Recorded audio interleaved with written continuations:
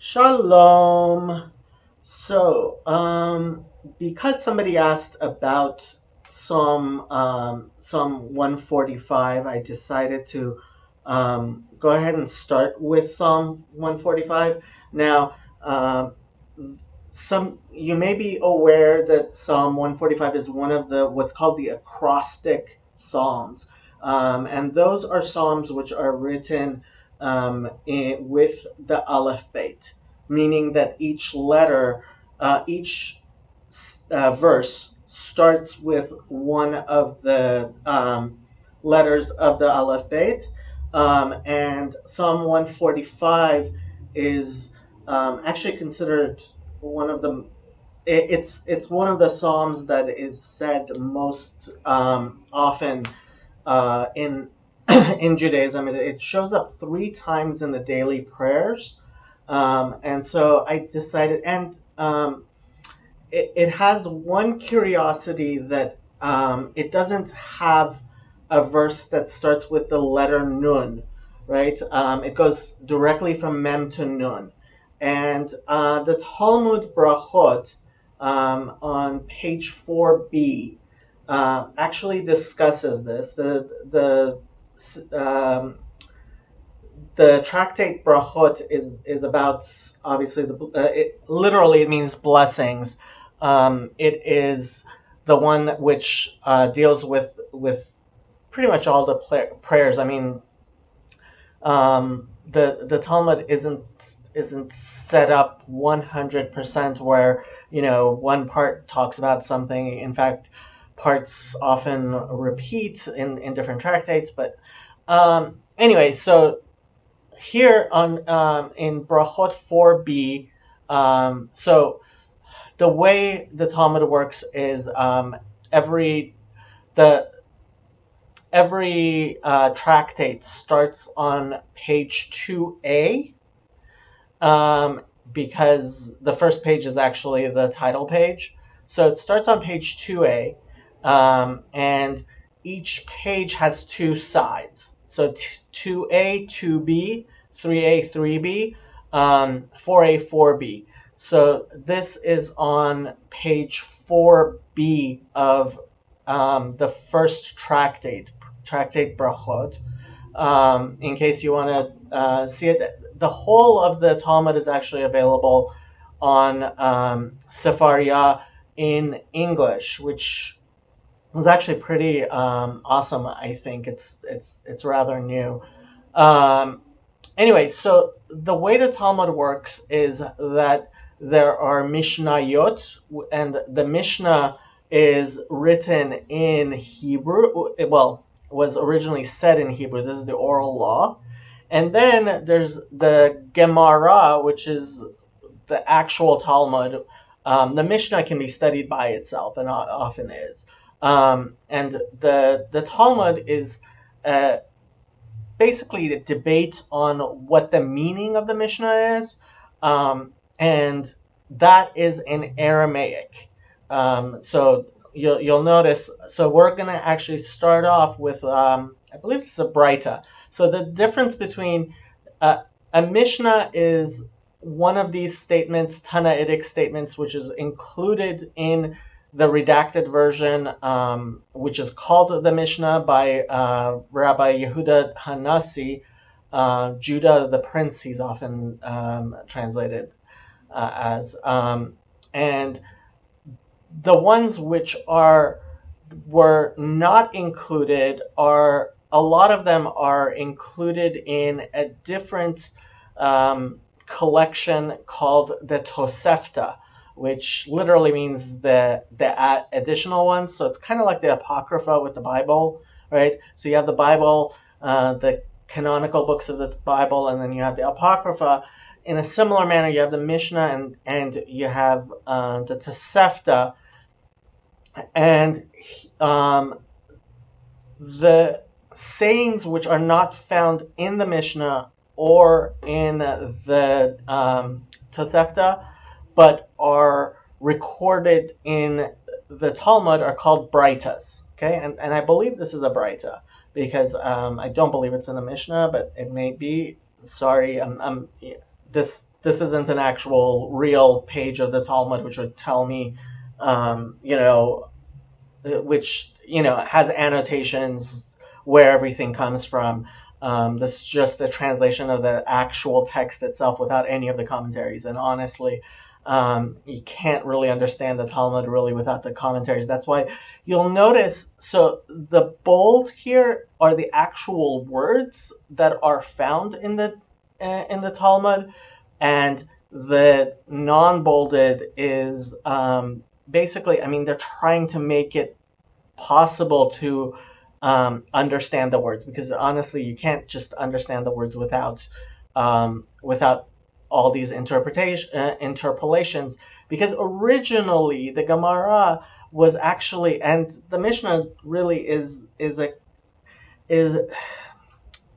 it's something that was memorized, and then people would repeat it, and so it's almost like things which are incomplete that you memorize in order to remind you, right? Because that was part of the whole importance of the oral law. Was these were things that couldn't be completely said, right? These were things like I mentioned before, which were how do you slaughter a calf properly, right? So it was actually something you showed other people, right? So people would so the Mishnah and the Gemara itself also, these are things that are just simply supposed to remind you of things that everybody knew. Um, so anyway, this part is the part that deals with Psalm 145. So I decided to go through it. Amar Rabbi Elazar, Amar Rabbi Avina, Kol haomer tehillah David. B'chol yom shalosh pamim muftach lo shehu ben haolam haba. Okay, so Rabbi Eliezer said that Rabbi Avina, right? You'll notice that the Talmud, it tries very hard to always keep clear which rabbis said what, and we don't, oftentimes that that helps which side won. For example, pretty much always, anytime there's a disagreement between Hillel and Shammai, which were the two schools which debated with each other, except for three specific times, we go according to Hillel. So I mean, that's a whole other course. If you're interested, you can look into that. So Rabbi Elazar is reciting something that he learned from Rabbi Avina, who said anyone who recites a Psalm of David, so Tehillah David, right? Those are the first two words of Psalm 145. So that reminds people that mostly in Judaism, books are known by the first few words of them. And actually, this is something that apparently the Catholic Church kept with, like papal bulls and stuff. Encyclicals and things like that are also generally known by the first few words. So Tehillah David is Psalm 145. Later on, we're actually going to call it Ashrei, because that's how most Jews actually know Psalm 145. Before you start reciting 145, you actually recite a couple of other verses, starting with Ashrei Yoshvei Beitecha, which is actually Psalm 84:5. So, I mean, we could go into this forever, but so anyone who says it 3 times is assured a place in the world to come. So that actually it's in the prayers 3 times. Once at the beginning of the prayers, morning prayers, once at the end of the morning prayers, and before the afternoon prayers. So religious Jews say it 3 times, right? And so according to Rav Avina, this is something which assures you to have a place in the world to come. My taima. So you'll notice that we now switched to Aramaic. My meaning what. Ta'am is actually also Hebrew. Ta'am means reason, but taima. So in Aramaic, the aleph at the end is the article as opposed to the hey at the beginning. Okay, so my taima. What is the reason why you are assured a place in the world to come if you say it 3 times. Ilema. So if you want to say, I'm not going to get too much into the Aramaic.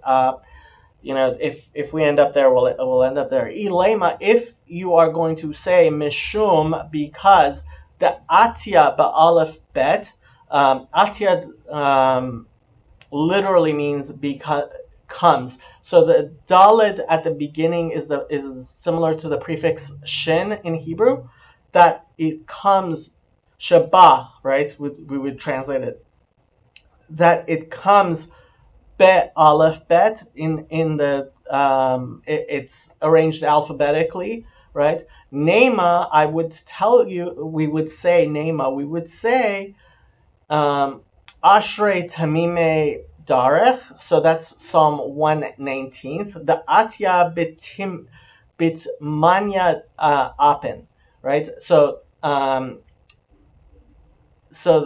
oftentimes when you're talking in Aramaic, you'll see that the shin, that the taf and the shin have kind of switched. So shmone, which is 8 in Hebrew, tmanya is 8 in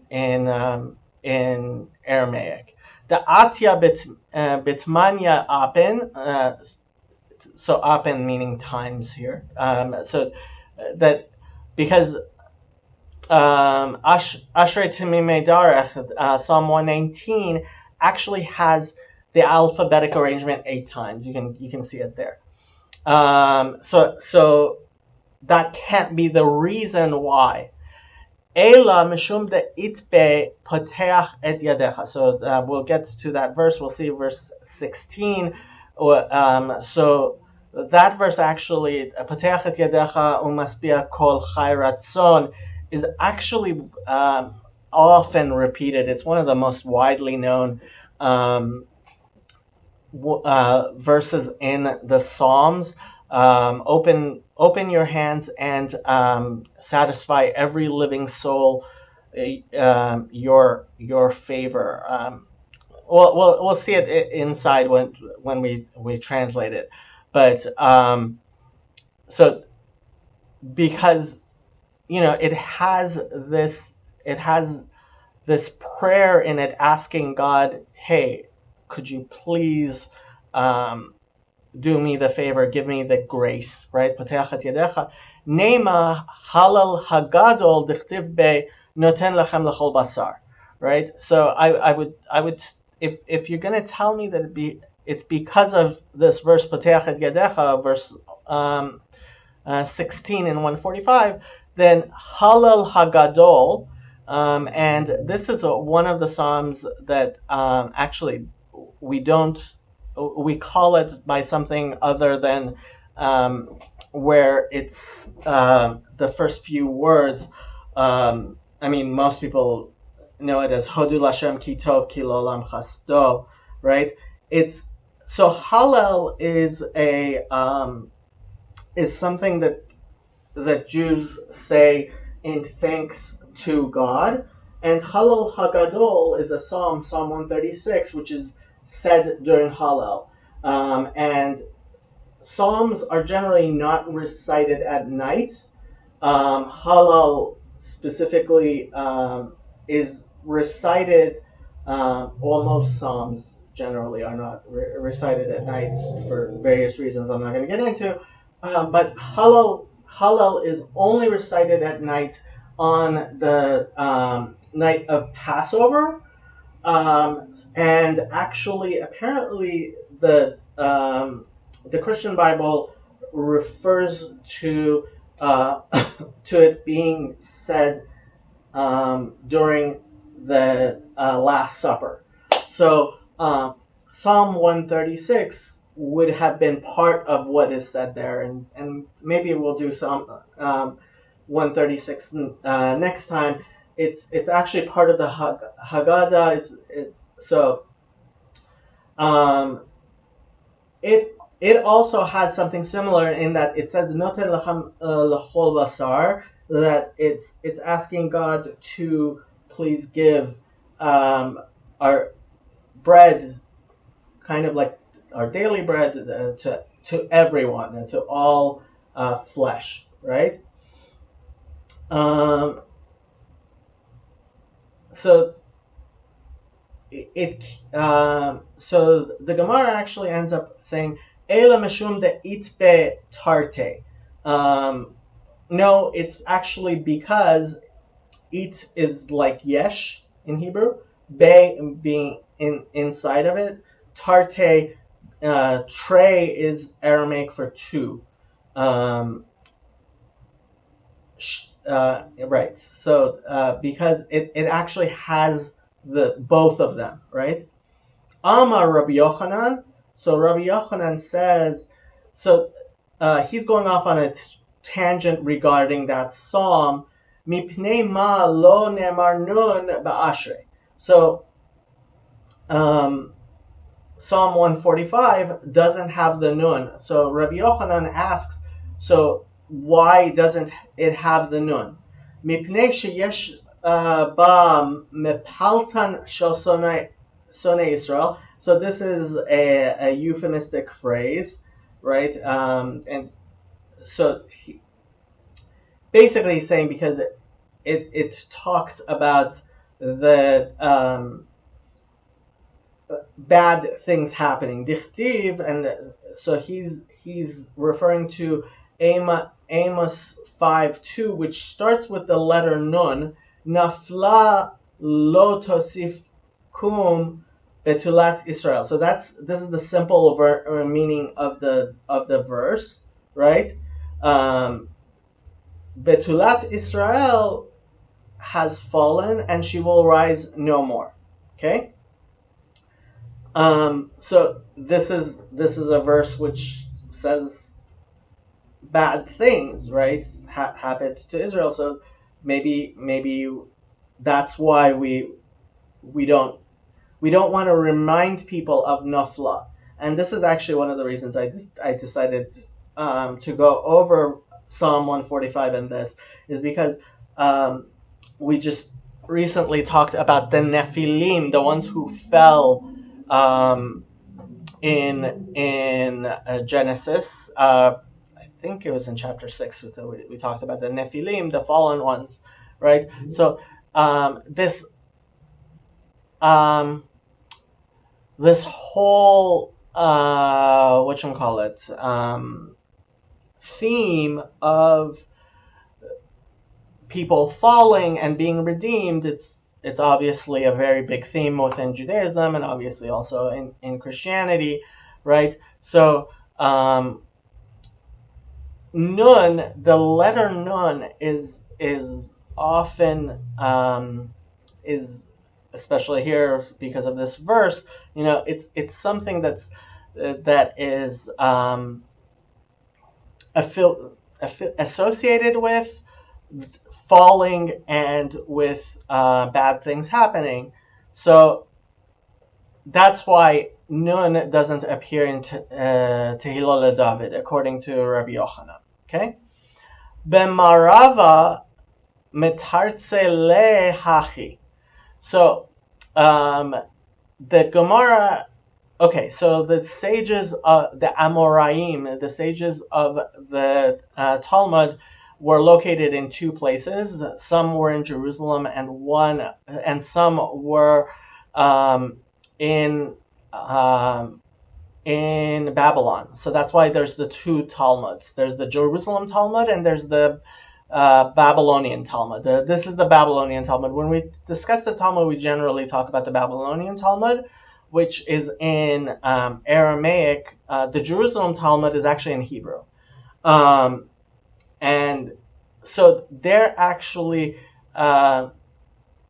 going over an answer that was given to Rabbi Yochanan by the sages in Jerusalem, right? And so Nafla velo tosif linpol od. So they're adding that little bit, right? So the actual verse is Nafla lo tosif qum betulat Israel. So she fell, lo tosif qum, she shall not stand betulat Israel, right? So they're actually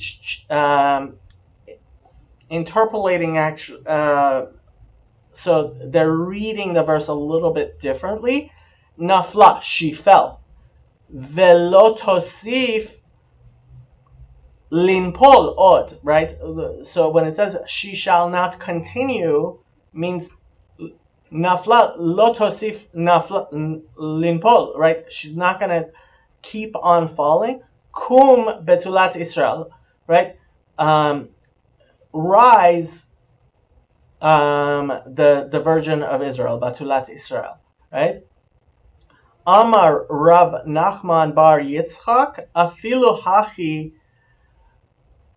Rav Nachman, the son of Yitzchak, says, even though you can read that verse a little bit differently, right?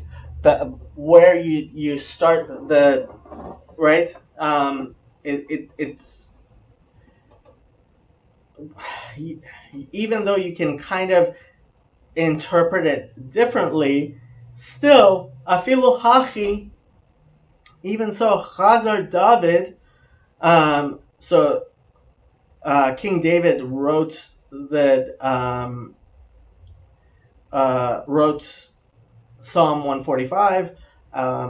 So he says Chazar David usmachan baruch hakodesh. So he's saying no. So David saw something in the Ruach HaKodesh, means the spirit of prophecy, the Holy Spirit, which is the spirit of prophecy, was upon David, and he saw better that he should write Somech Hashem lechol hanoflim, and we'll get there.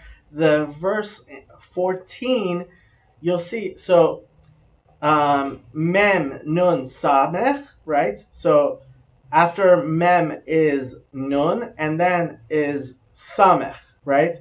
So the nun isn't there, but in the verse that starts with samech, somech Hashem l'chol hanoflim, God is close to or upholds all who have fallen, right? Is the next verse. So actually the word noflim is there in that verse. It's just in the next verse, right? So that's how the Talmud interprets these verses. Okay, and the reason why Psalm 145 is considered so great is because it's both acrostic. It's arranged alphabetically, and it includes this verse which asks God to be gracious to everyone, right? So let's go ahead, and if you want to see the rest, I mean, the interesting part about this is with this person who asked me about it was not familiar with the Talmud, and I told them, maybe there's something to the fact that this shows up very early in the Talmud. The Talmud is actually many thousands of pages. People who, and it's deceptively short, actually, because as you see here, right, the words are short. They're small indications. So people who go very fast, usually people who've actually studied it before, um, do what's called daf yomi. They study one folio page of the Talmud every day. So that's both sides A and B, both sides of each page. So people that they do this on a regular basis. They do one folio page each day. It takes 7.5 years, and honestly, I've never been able to keep that breakneck speed, because even if you have somebody explaining it to you, it takes at least an hour, in to actually read through a page and understand a page of the Talmud. So, an hour every day, it takes 7.5 years, but this is close to the beginning of the Talmud. So, um, I I thought that might be a sign of sorts for him, because he was asking about something specifically there. Okay, so if you want, I mean, the whole Talmud is available on Sefaria.org for you. Um, and start on let's start on Psalm 145, verse 1. So this isn't actually Ashrei, the first two verses we say before. This is the actual psalm. Tehillah le David, right? So that's it's the preface, right? Saying this is Tehillah is one of the ways. Well, Tehillim, it means psalms, right? So Tehillah literally means psalm. Um, Whether the root of that is actually Hey Lamed Lamed, or if the root is Hey Lamed Hey, I think most people agree that it's actually the root is, yeah, Hey Lamed Lamed. Um, but and sometimes that double lamed becomes into one, and that's why you'll get the gesh, that dot. You see that dot in the lamed? It's sometimes telling you that you're doubling over the letter. So yeah, most people agree that Tehillah is actually from Hey Lamed Lamed. Of course, like I've mentioned before, there are people who actually say that really Semitic roots truly are from two radicals, not from three radicals. But most people do. So Tehillah le David, Tehillah meaning psalm. Le The prepositional lamed here actually meaning of, right? It's a psalm that King David, obviously, wrote, composed.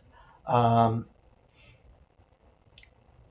okay, so this is where we start with the actual acrostic nature of it, right? So it starts with the letter Aleph, right? So the real verse starts with Arumimcha Elokai, right?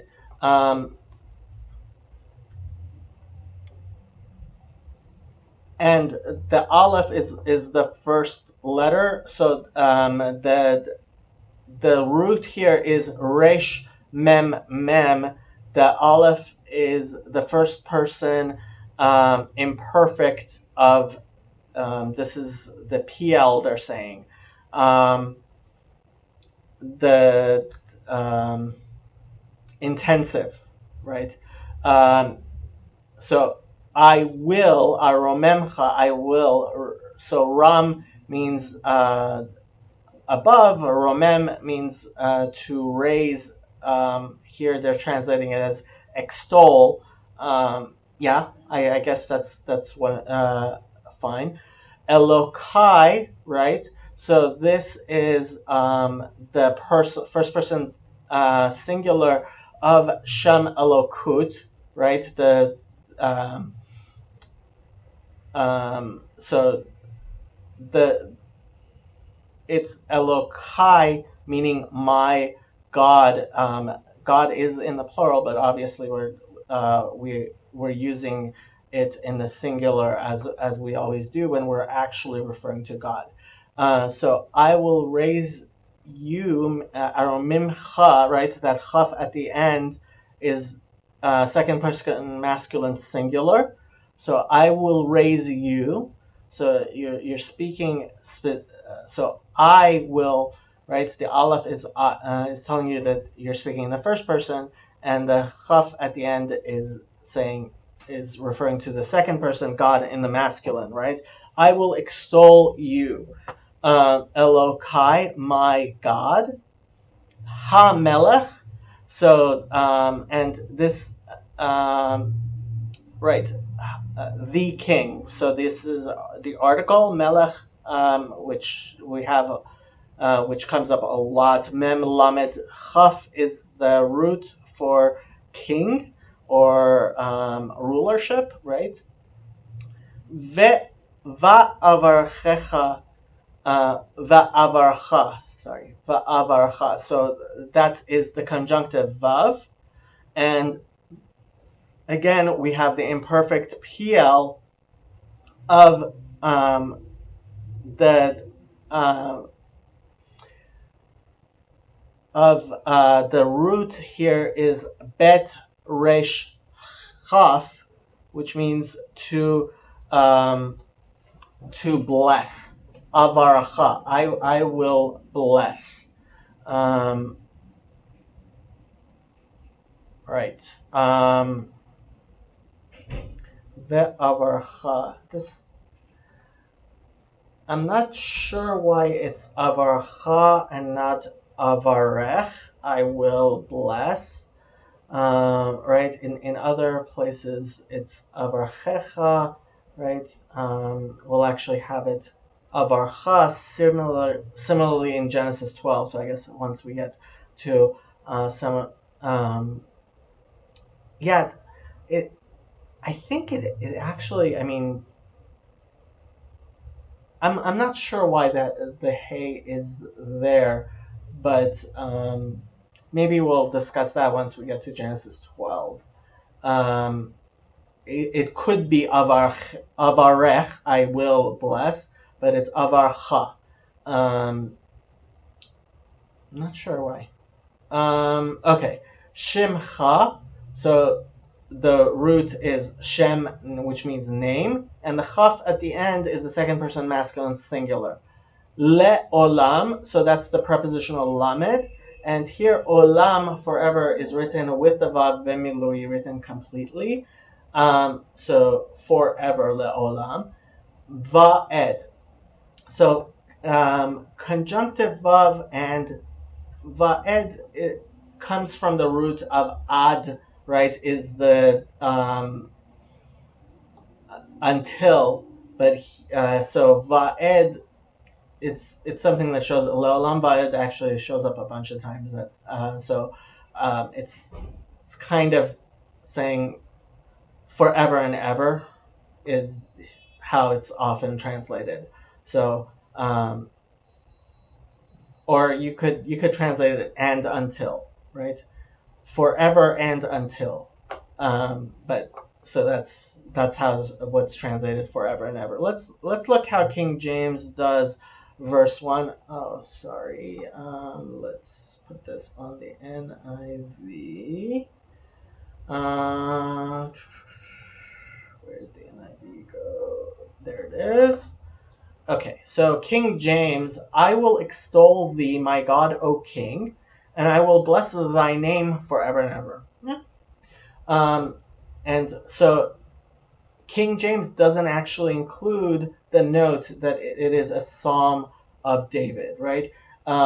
They're translating it as the note a psalm of praise, right? So that's how they're translating Tehillah le David of David. Let's see what the note here is. The note, Psalm 145:1. This psalm is an acrostic poem, the verses of which, including verse 13b, begin with the successive letters of the Hebrew alphabet. verse 13b. Oh, right. So, verse 13b, the Masoretic text doesn't include one manuscript of the Masoretic Dead Sea Scrolls and Syriac. See also Septuagint. Most manuscripts do not have the last two lines of verse 13. So this Ne'eman, um, right, that's a verse that's found in some verses of the Bible. Obviously, that's not that's not in the Hebrew. I mean, that's not in the most of the Masoretic text. Yeah, of what obviously um, the Talmud is talking of the text without that nun, right? Um, the but there are apparently um, there is the Dead Sea Scrolls, um, and apparently the Syriac. I don't know about the Syriac, and maybe the C also. They're saying C the Septuagint. Anyway, so there is that verse from um, the Dead Sea Scrolls, but generally the Masoretic. I mean, in Judaism, we don't have that verse. Okay, so 13b they're saying is included, which we don't include, and the King James also doesn't include. So, okay. Um, so verse 1, I will exalt you, my King, my God, the King. I will praise your name forever and ever. Yeah, I like that. Let's see how Chabad does 145. A praise of David, Tehillah David. I shall exalt you, my God, the King, and I shall bless your name forever and ever. Yeah, very similar, all of them translating it. Okay. Verse 2, so it starts with a bet. Bechol yom avarcheka ve'ahalala shemcha leolam va'ed. Okay, so prepositional bet is what's starting with the bet. Whole meaning all. Yom day written with the vav bebilui as usual. Avarcheka,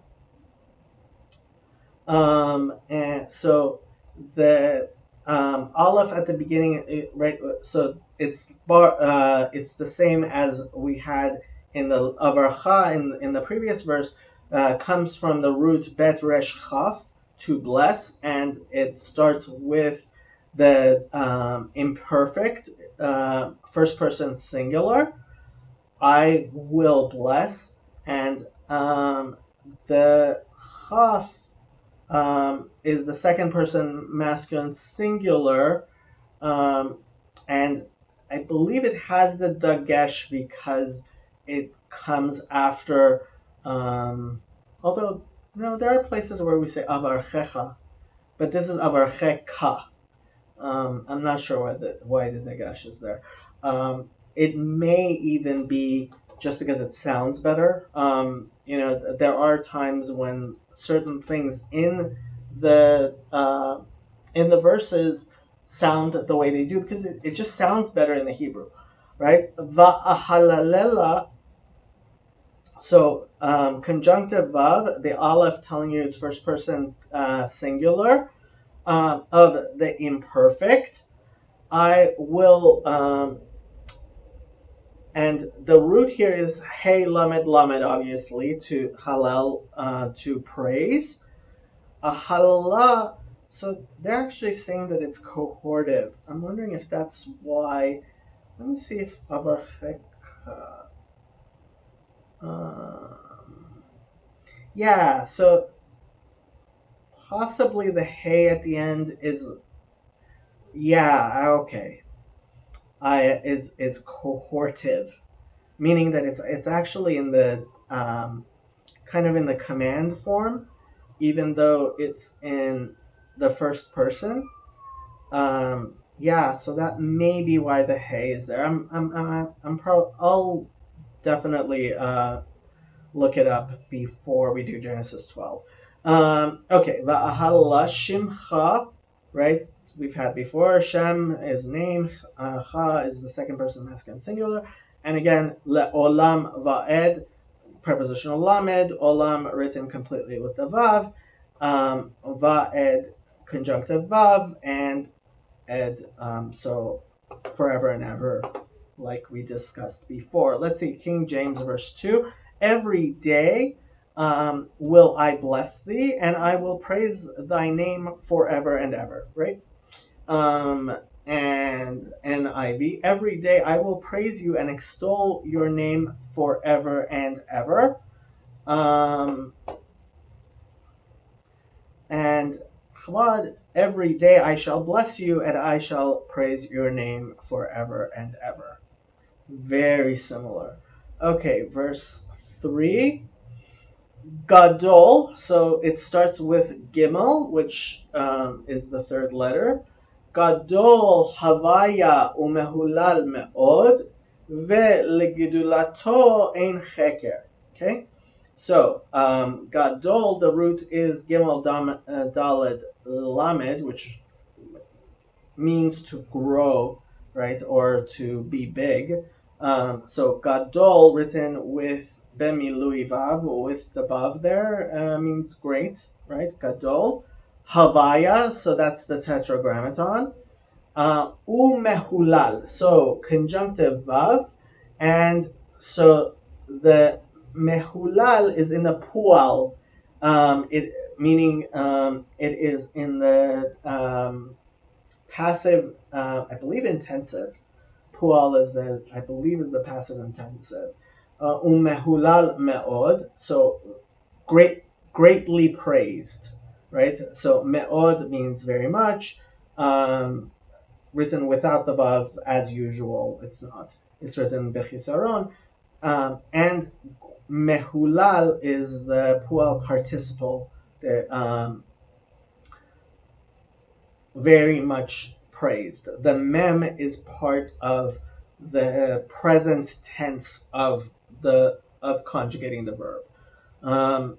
Mehulal, greatly praised, intensively. Mehulal me'od. Ve'ligidulato ein cheker. So conjunctive vav, prepositional lamed, and Gedula, so they're actually saying is a noun. I would actually, so the root is obviously Gimel Daled Lamed. Gedula, so they're saying is a noun. I would actually kind of want to say that it's Gedulato. I guess, yeah. It's the verb gadol, right? Well, here it's in the adjective. Agadelcha, right? There are places where we use gadol as a verb. It is a common. It's one of those roots that comes up a lot. So gimel daled lamed, u velegedulato. So gedula is in the the hey turns into a taf because it's in the construct in order to tell you that it's the third person masculine singular belongs to God. The gedula, the greatness, and to his greatness, right? Ain, there is not. Cheker. So the root haf kof resh means to search. So sorry, there's an ambulance going by. Not searchable, right? They're saying yeah. It's ein cheker means it's not searchable or unsearchable. They didn't do that very well. Cheker, chakira is searching. Cheker is a person who searches. Right. The root there's chaf, kof, resh. Okay, and you can look at your concordance for more on that. Verse 3, great is the Lord and greatly to be praised. So me'od, they're translating as greatly. To be praised, mehulal, and his greatness is unsearchable. Okay. NIV, great is the Lord and most worthy of praise. Umehulal me'od. Not a huge fan of either one of these. His greatness, no one can fathom. Yeah, I actually prefer that to searchable. Let's see what Chabad does. The Lord is great and very much praised. Yeah, I prefer that. And his greatness cannot be searched. Yeah, unsurprisingly, I would go with Chabad. Verse 4, Dor ledor yishabach maasecha ugvuratecha yagidu. So, dor ledor, generation to generation, is something that shows up a lot in Judaism. This is something we ledor vador. Generation and generation is something that's very important within Judaism. The root is possibly Dalet Resh Hey, to which dira means to live, to, or a place. A dira is an office or a room in modern Hebrew. Dor ledor. Let's see if they. They're actually getting it from Dalet Vav Resh. They're saying that's the root there.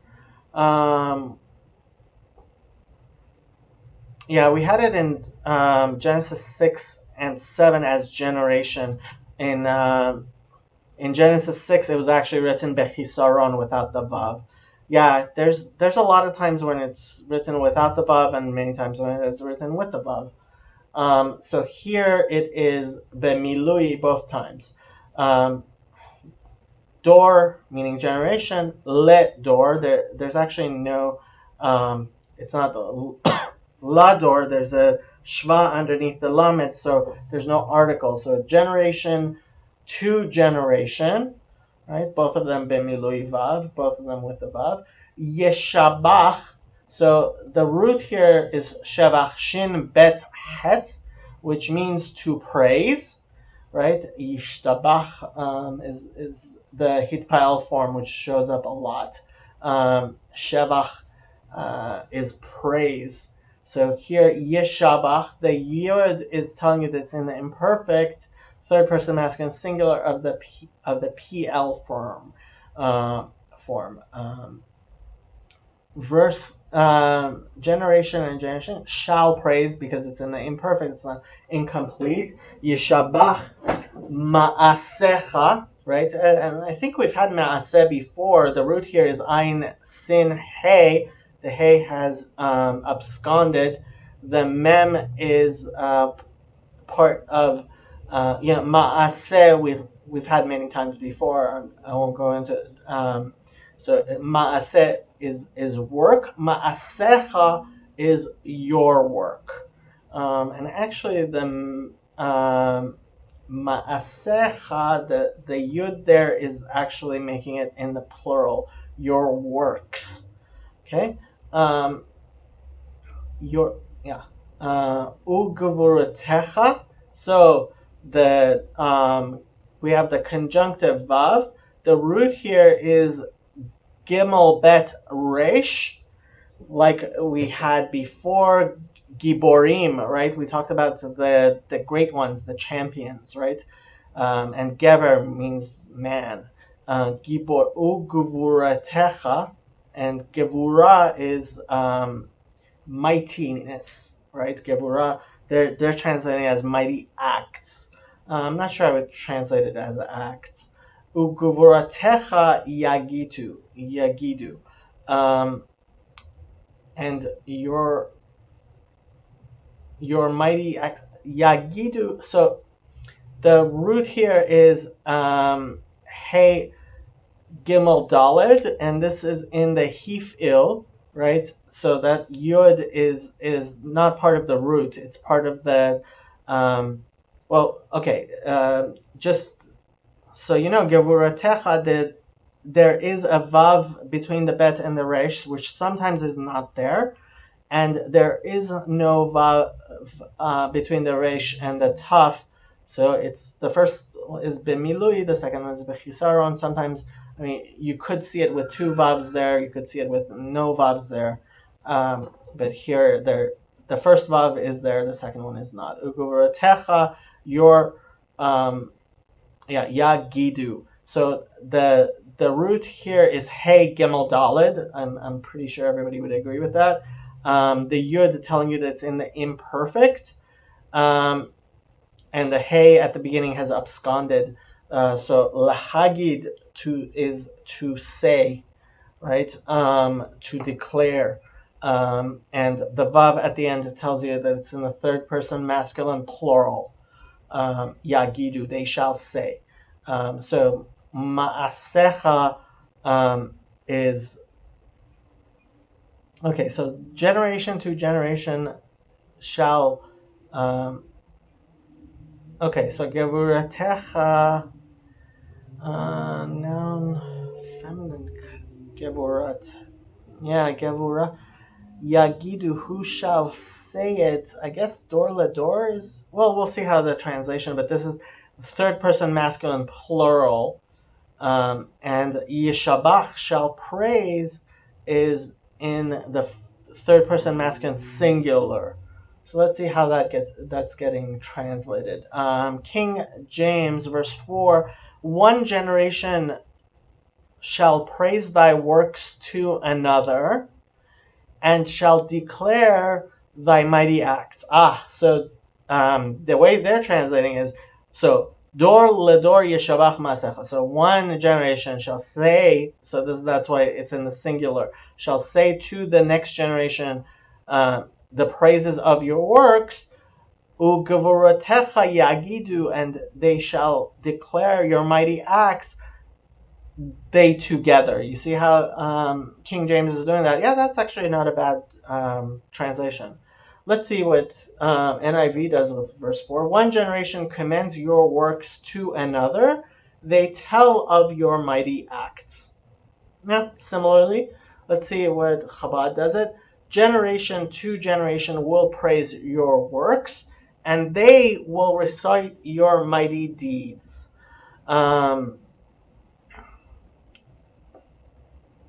Okay. So similarly, yeah. But they're not, they're not interpolating the one generation in there. Generally, Chabad's translations are a lot more literal than the other ones. Okay, verse, and I generally prefer literal translations. Okay. Hadar kavod hodecha v'divrei niflotecha asicha. Okay, so Hadar is splendor, beauty. The root is Hey Daled Resh, and it's. I mean, you can use your concordance to find other places where it's used, and it's in the smichut. It's in the so Hadar Kavod Hodecha. So that's one big construct. Yeah, they have them all in construct, and I would agree with that. So Hadar Kavod Hodecha. What three nouns which together have a specific meaning? Splendor, Kavod, Kaf Bet Dalet, actually means to be heavy. So I actually usually translate kavod as gravitas because it has the similar root, and here it's written b'milui vav with the vav kavod meaning glory. I usually translate this as gravitas. Kavod, a kavod is usually we translate it as an honor. That's what most people translate it as. Hodecha. So hod bahadar is actually something that's found in many places in the Bible, I believe. But Hadar Kavod Hodecha, your Hod. Hod, they're translating as majesty. You can use the concordance there um, uh, to see other places where Hod is used. In Numbers, right? So it's from Chronicles um, one, First Chronicles 16 that I'm remembering Hod Bahadar. Hod,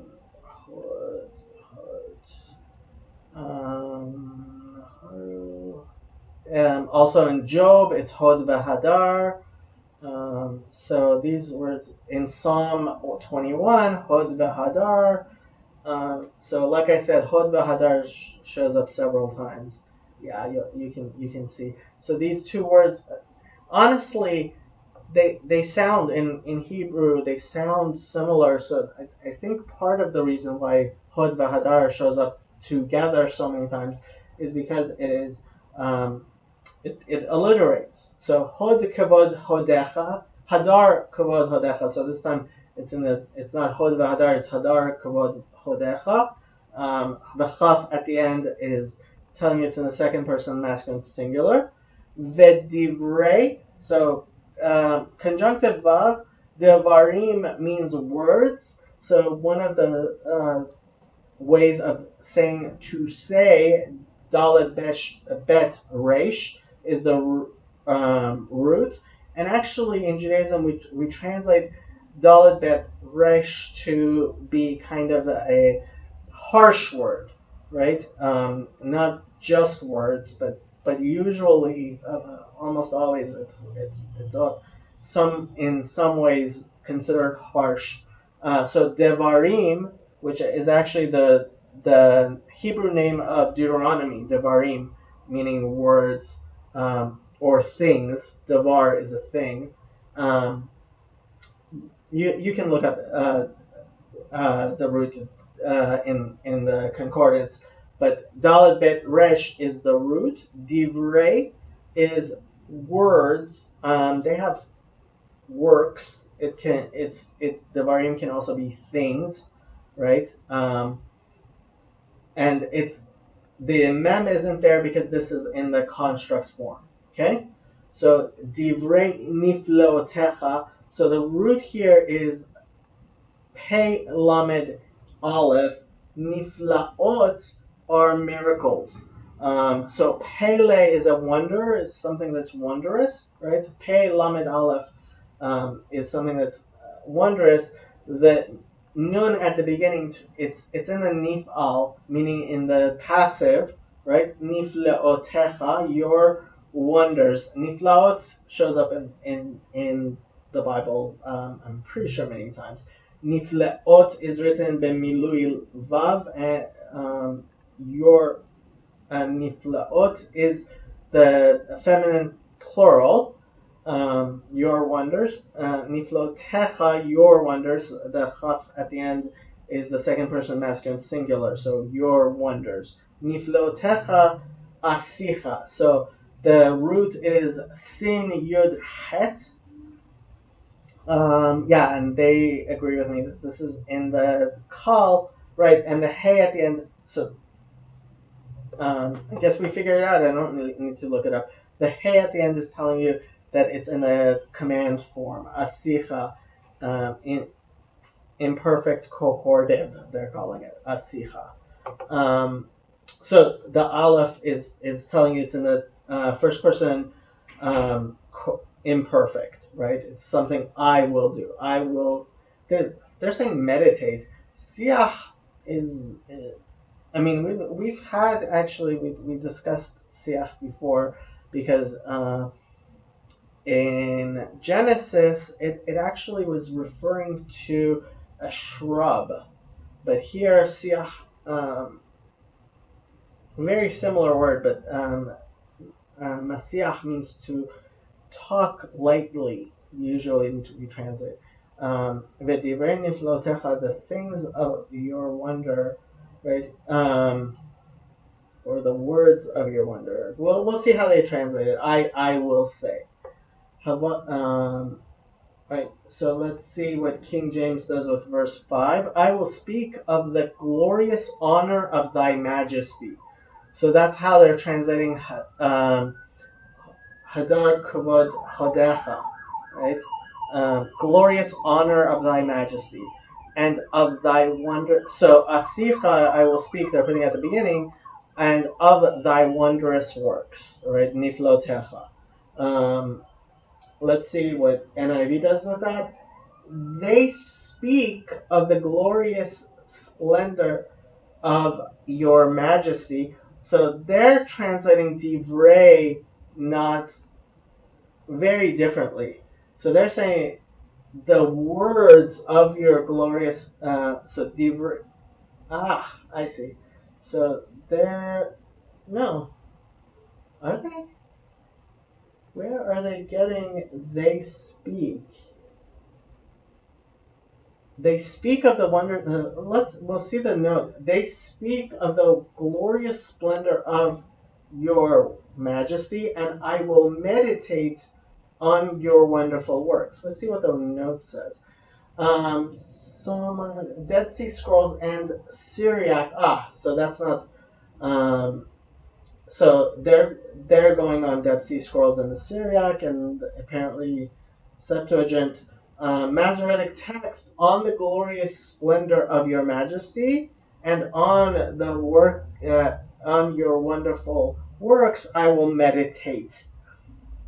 Okay.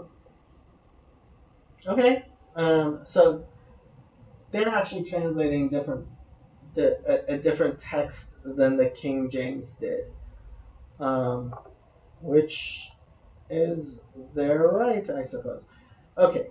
And Chabad of the majesty of the glory of your splendor and the words of your wonders. Divrei v'divnei. Say, yeah. I will speak. V'divrei niflotecha asicha. I will speak the words of your niflaot, So actually, niflaot here in the Chabad is written without the vav. It's written bechisaron. Let me see what the Westminster Leningrad Codex has here. So the Codex has with the vav. I'm guessing that Chabad just wasn't being very careful with the text that they have in the Hebrew there.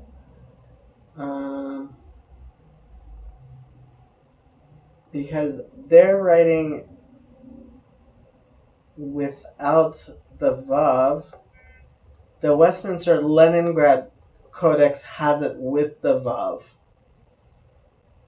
And that's what Bible Hub is showing. So, however you want to interpret that, that's up to you. Whether or not there is that vav there, means the same thing. But unless you are trying to pay specific attention to the places where the word is written completely or written lacking. For some reason, Chabad has it without the vav. Okay. Asicha. I will speak is how Chabad translated that. Okay, next verse. And I don't know how careful Chabad is with the actual text here, because, for example, here on verse 6, they have the kativ right there. So they give the specific, so because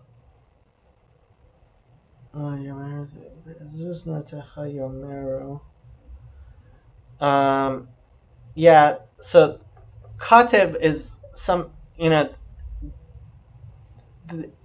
the the text in the Hebrew that they have is usually for make to make easy reading, and sometimes, the kativ, how it's written in the scroll, is different from how we read it.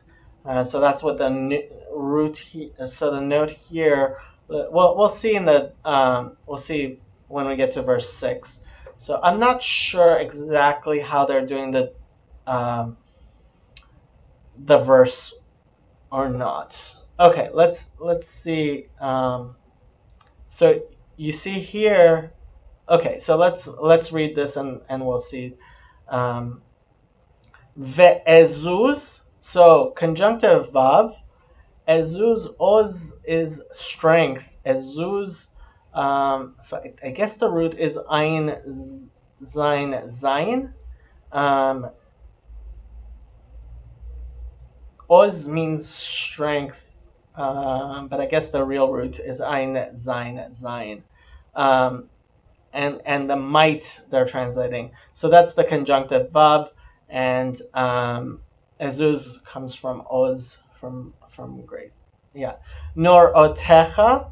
So nora. So the root is actually, I would say, yud resh aleph, which is awe. And awe, in the biblical Hebrew, can be in the sense of awesome, which is great, and awful, which is something bad, but it inspires awe, which is which has an aspect of fear to it, right? Norotecha. So they're saying this is in the nifal participle. Norot. Hmm. Um, yeah, I mean, they say it's coming from the root Yud Resh Aleph, and the Nun is from the Nifal, from the passive. Norot. Nora is, yeah, something that's Nora is awesome. Norotecha, your awesome acts, and that's without the vav there. There's no vav there. Norotecha, your, feminine plural construct. So norotecha, right? Norot would be comes from awe. I mean, I think you could use your concordance there. Your awesome acts, norotecha, your things which cause awe. Yomeru, so aleph mem resh, we've had many times to say. The yud is telling you that it's in the imperfect, and the vav at the end is the third person masculine plural. They are reading a men into they shall speak. Okay, and what's going on here is there is how it's actually written in the Bible is, in the scrolls, is a little bit different than what we would expect, and that's why they're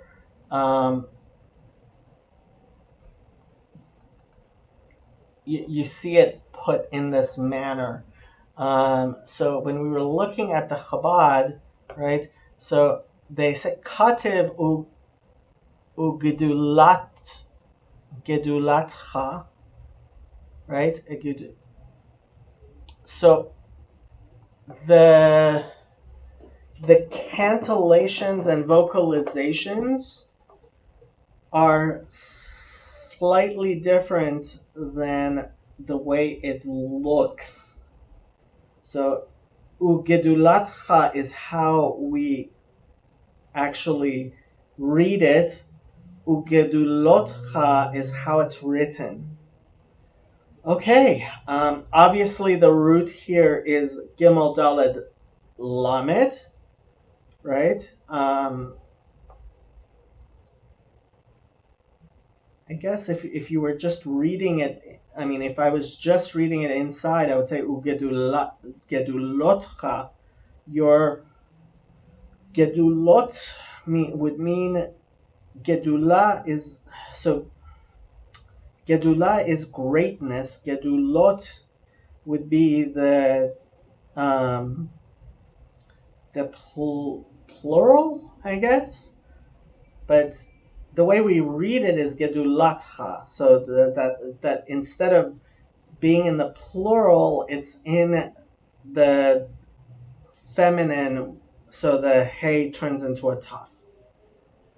Um, interesting. Interesting. I don't know what to tell you, but so it's one of the places where it's written differently from how we read it. Okay. Ugedulatcha, and your greatness. And here, I mean, I guess this completely didn't work. Asaparena. So sin pei resh is the root here, sefer, right? To a scroll or to say mesaper. The aleph is telling you it's in the singular, first person singular imperfect. They say it's in the PL, in the intensive, right? Asaprena. And asaprena, so then nun aleph at the end is telling you that we're talking about a third person feminine singular, which would be gedula, which is why it doesn't, which may be why we're reading ugedulatcha and not gedulotcha. Because asaprena is in the singular, feminine singular. So, yeah, I mean, this is one of those interesting verses where it's not exactly how we would expect it to be written. Okay, in the scroll itself. Okay, let's see how King James translates verse 6. And men, so they're interpolating the men in here. And men shall speak of the might of thy terrible acts, right? So norotecha, they're translating as terrible acts. And I will declare thy greatness. Okay? Verse 6. They tell of the power of your awesome works, and I will proclaim your great deeds. Yeah, I like that better. Let's see how Chabad does verse 6. And the strength of your awesome deeds they will tell, right?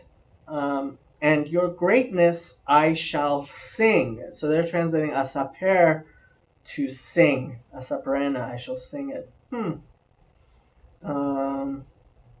Not exactly sure why asaper has been translated as to sing.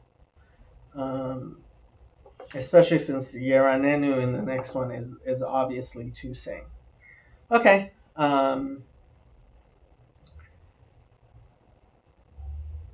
Verse 7. Zecher Rav Tuvcha Yabiu Vetzidkatcha Yeranenu. Okay. So Zecher, we've had before, Zayin Chaf Resh, means to remember or a memory. It also means male. Zecher Rav, so Rav meaning greatness. Tuvcha, so Tov means good. Tuv is it's used very commonly. Goodness, right? Tuvcha, um, and it's written with the vav there. Tuvcha, your good. Second, the chaf at the end telling it's in the second person masculine singular. Yabiu. So this is in the hifil. I believe the root is the root they have is nun bet ayin. Shows up in Psalms quite a few times. Shows up 11 times, and it looks like in Proverbs and Psalms. Yabiu, to utter. Yeah. Nun bet ayin is the root they're saying, which I can agree with. The nun would obviously abscond at the beginning of this. The yud at the beginning is telling you it's an imperfect. That yud there is part of the hefil, right? So that is the second. So the bet is the second radical. The ayin is the first radical. Is the third radical.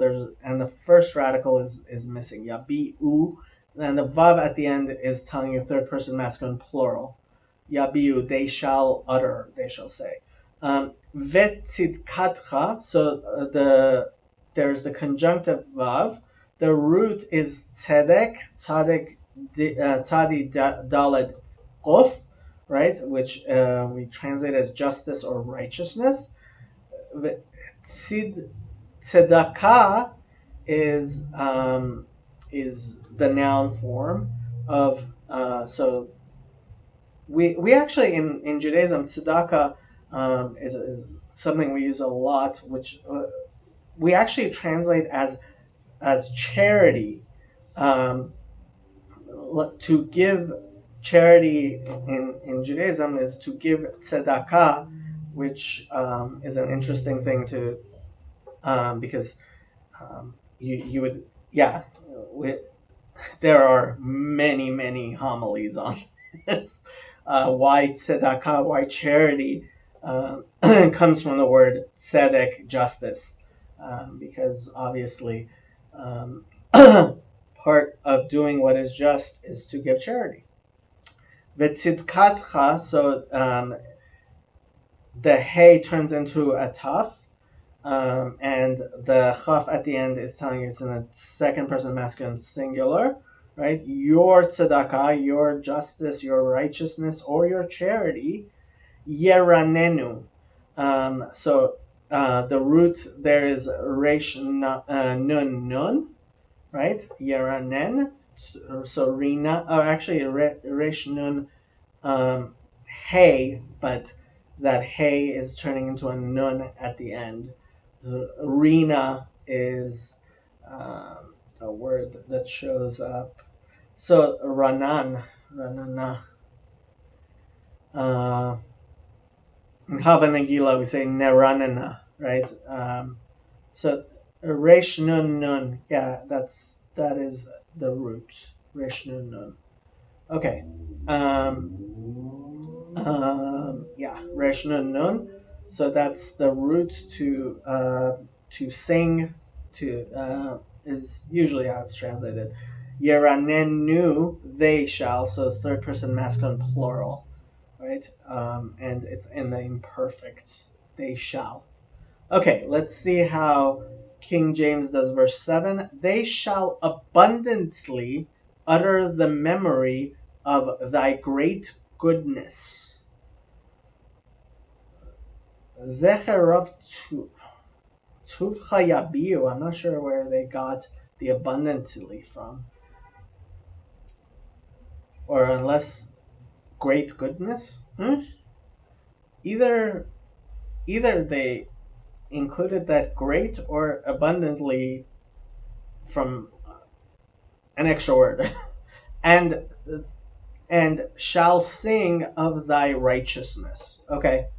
let's see what NIV does with verse 7. They celebrate your abundant goodness and joyfully sing of your righteousness. So Yabiu, they're translating as to celebrate. And Yeranen, Rina is a joyful song. Yeah, I actually like that, of your righteousness. Let's see how Chabad does verse 7. Of the remembrance of your abundant goodness, Rab Tuvcha, right? They will speak, and of your righteousness they will sing. Okay.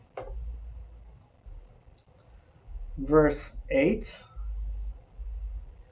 Chanun verahum havaya erech apayim ugdol chased.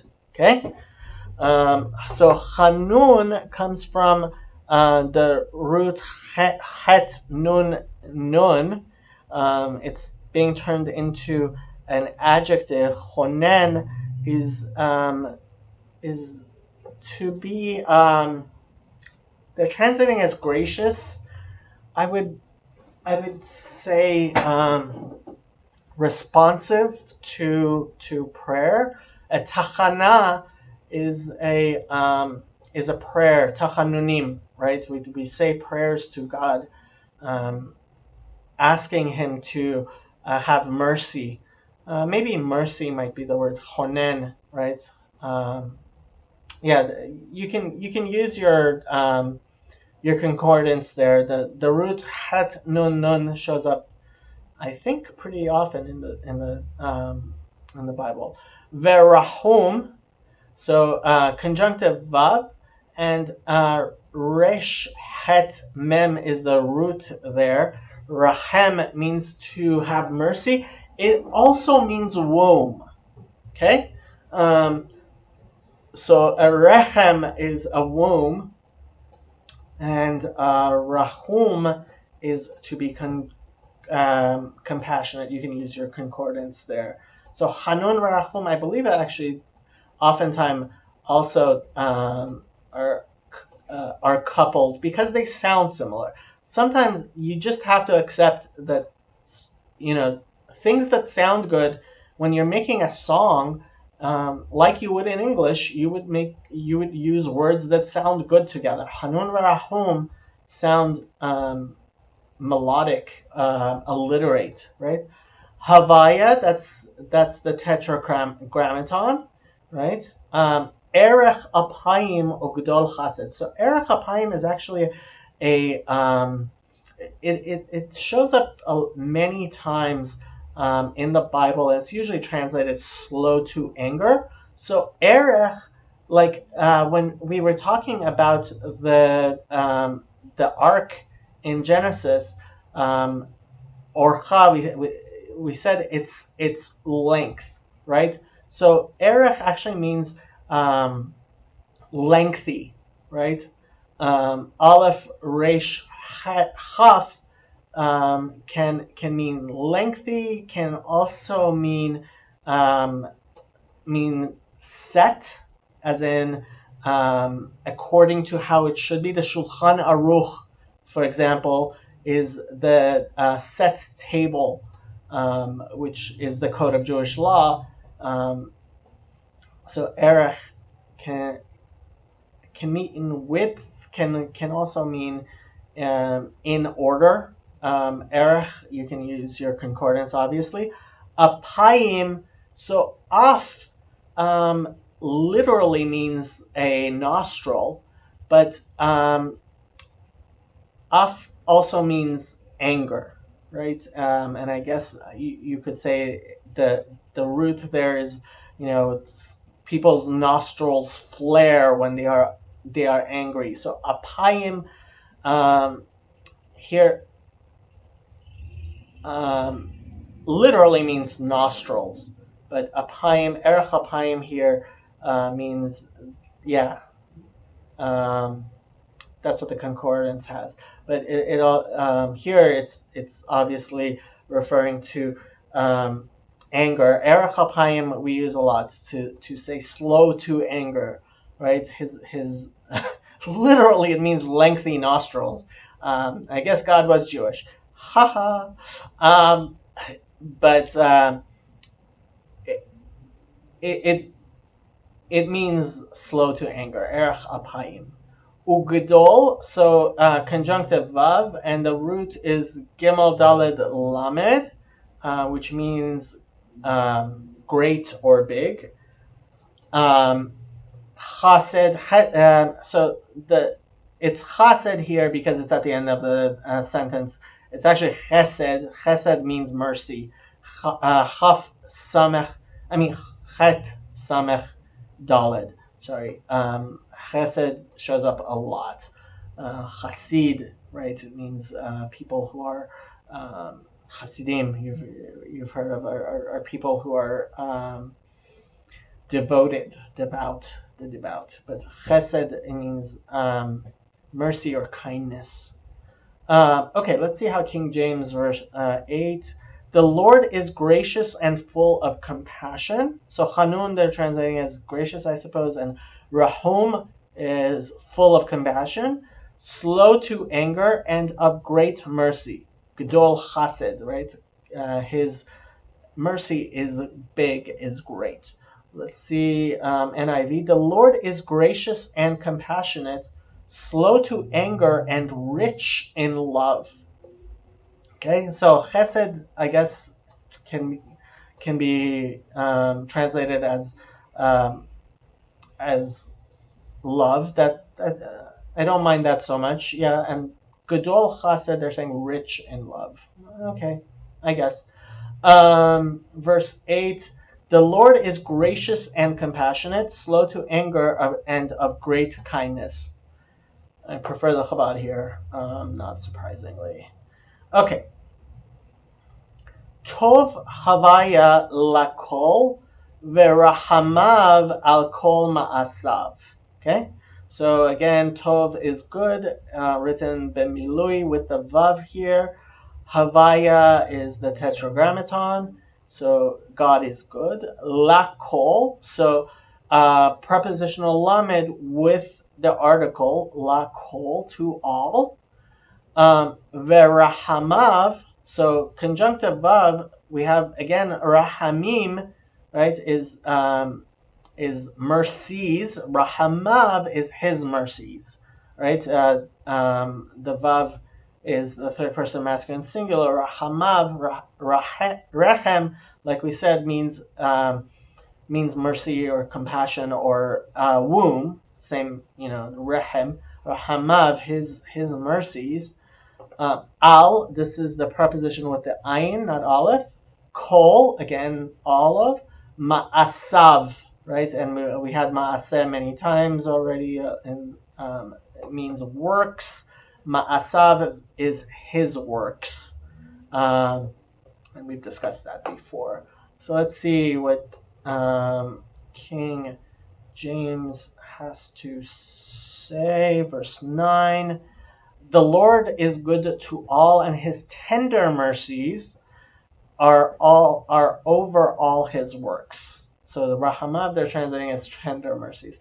Let's see. NIV, the Lord is good to all, and he has compassion on all he has made. Right? So Ma'asav, they're translating all that he has made. Right? Okay, not bad. Chabad, the Lord is good to all, and his mercies are on all his works. That's the more literal translation. That's what how I would have translated it. Okay.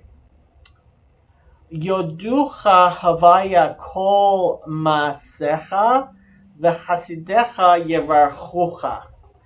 Okay, so yodu. So let's see here. You're saying that this comes from the verse yud, from the root yud dalid hey, as in odecha, right? Like as in modim, modeh, right? To right, hitvada, to So there. Whew, so maybe the root is vav daled hey, which is to confess.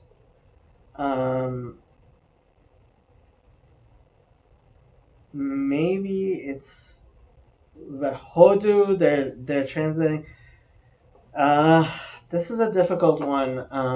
How you're gonna because obviously, I mean, there's a dalet there. There's a dalet there. We know one of the roots, probably the middle or last root radical is a dalet. Whether vav is the root, um, and they're saying this is in the hifil. I have to disagree with that. I can't. There's no yud there. They're saying in the Hefil, I cannot agree with that. Yoducha,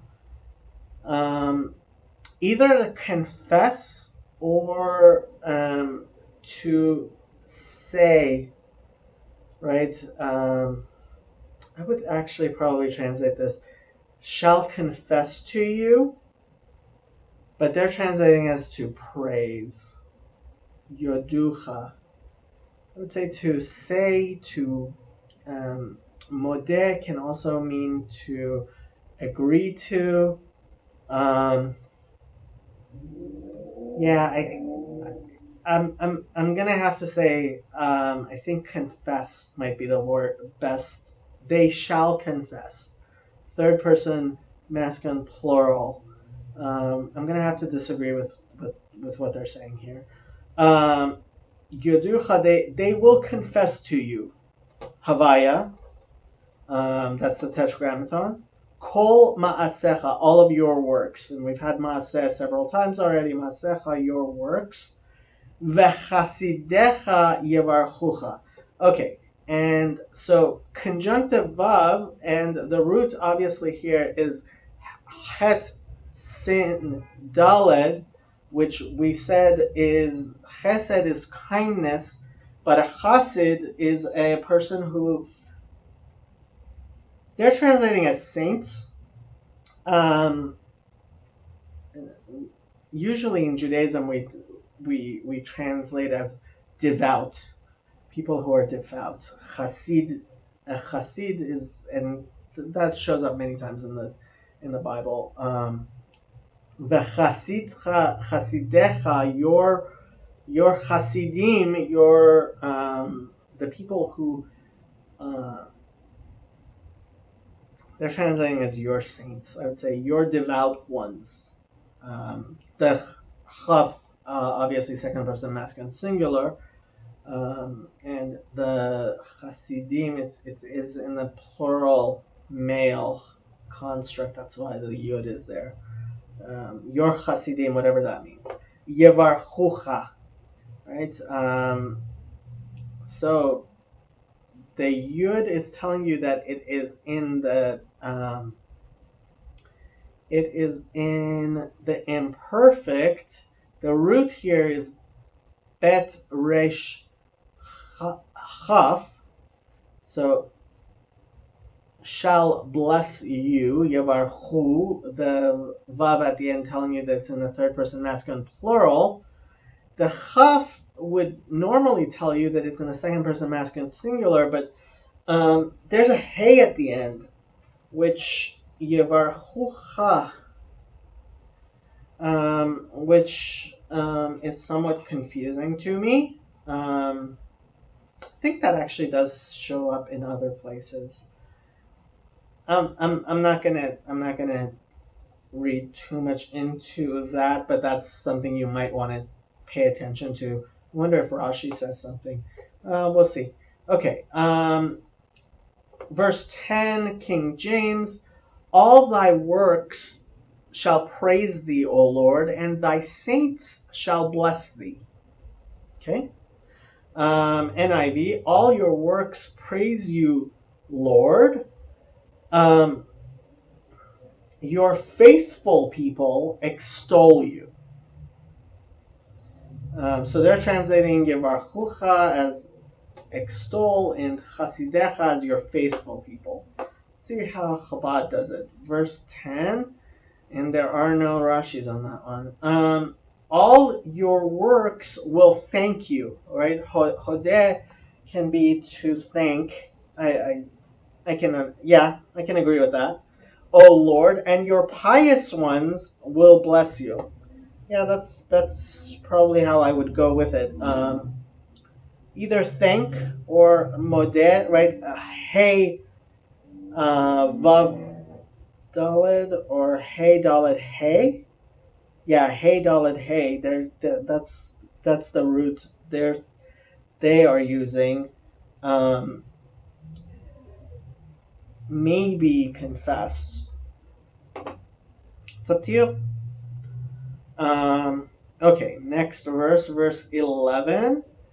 Kavod malchutcha yomeru uguvratcha yedaberu. Okay, so kavod we've had already. The root is chaf bet daled. Like I said, I usually translate it as gravitas. Malchutcha, so the root is mem lamed chaf, right? So melacha, not to be translated, not to be confused with melacha with the aleph. This is melacha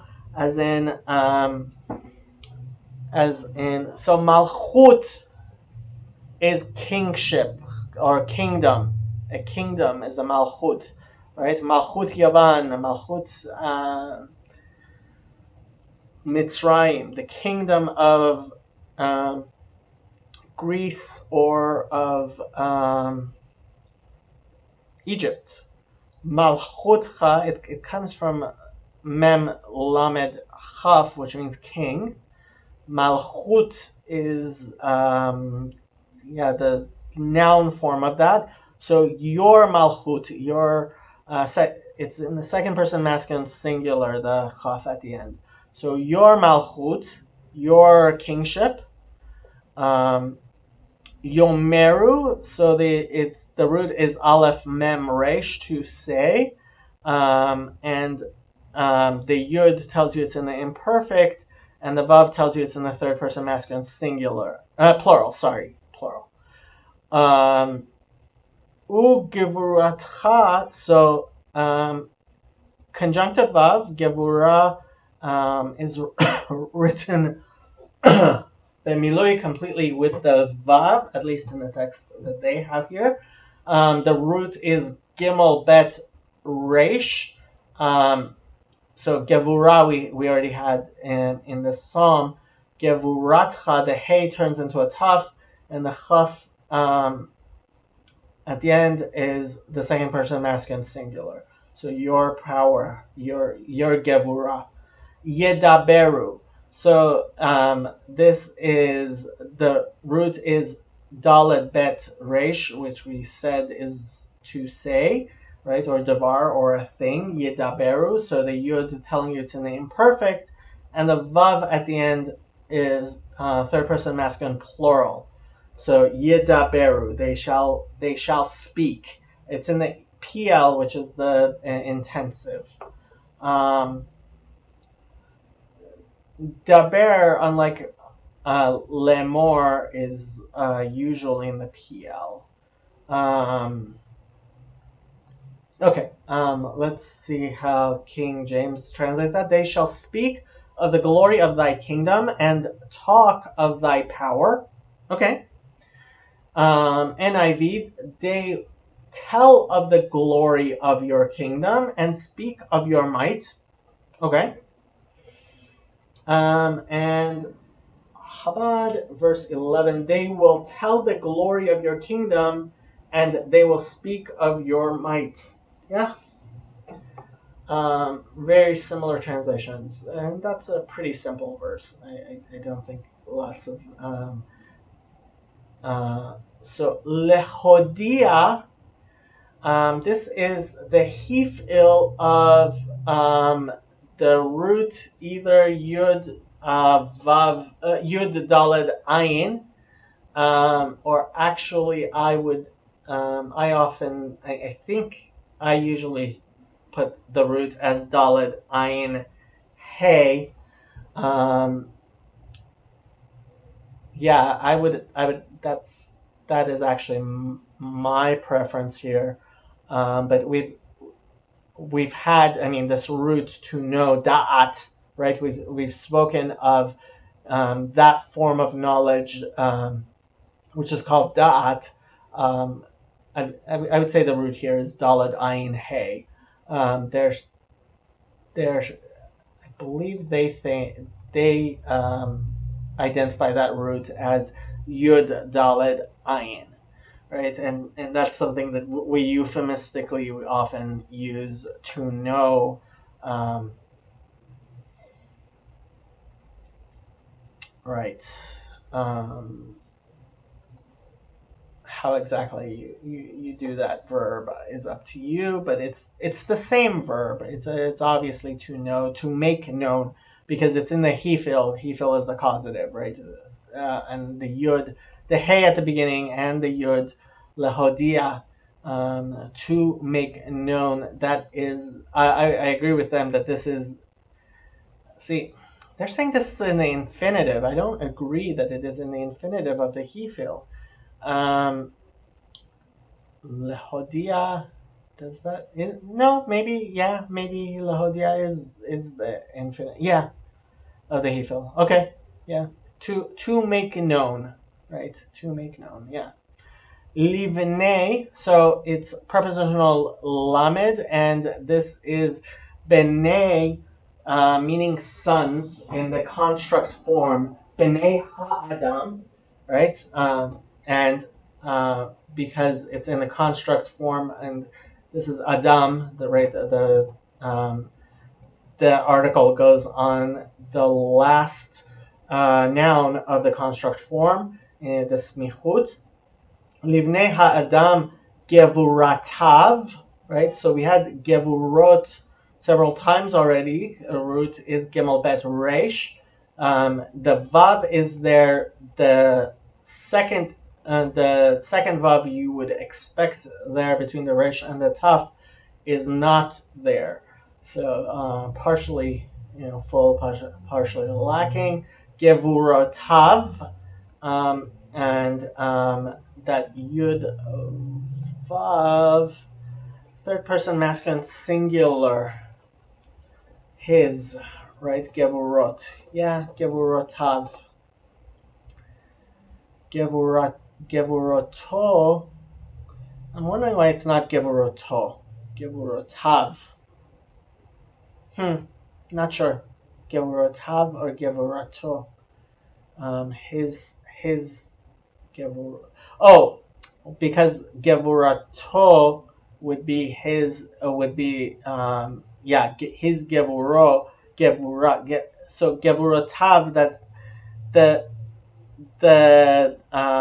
the noun is in the plural. Yeah, that's what the yud there is telling you, is that the noun is in the plural. Obviously from the same, we've had gevurot several times already. Uchvod, so conjunctive vav, and chavod, which I translate as gravitas usually. So this is one big smichut, right? Chavod, hadar, malchuto. We had hadar before. They're translating as majesty, or I usually translate it as beauty. Uchvod hadar malchuto.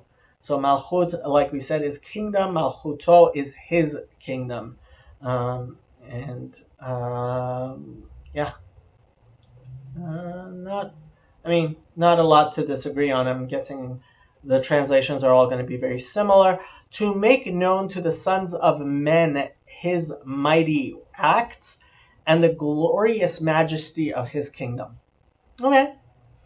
Um, so that all people may know of your mighty acts and the glorious splendor of your kingdom. So they're translating it as the NIV has his kingdom. That is more literal. Let's see what Chabad does with verse 12. To make known to the children of men his mighty acts. See, much more literal, and that's what I prefer myself. And the glory of the majesty of his kingdom. Right? Chabad, as usual, um, is very literal, which is how I prefer it. Okay. Malchutcha malchut kol olamim umemshaltecha bechol dor vador. Very famous verse. Malchut, we've had before, is kingdom. Malchutcha is your kingdom. The chaf at the end is the second person masculine singular. Malchut again, right? So your kingdom is the kingdom. Malchut kol olamim. So kol meaning all. Olam is written the chisaron here. There's no vav between the ayin and the lamed. Olam means the world. Olamim is the plural, right, of all the worlds, right? Your kingship is the kingship of all worlds. They're translating that as everlasting. I guess umemshaltecha, and the root for olam here is ayin lamed mem, which also means to hide.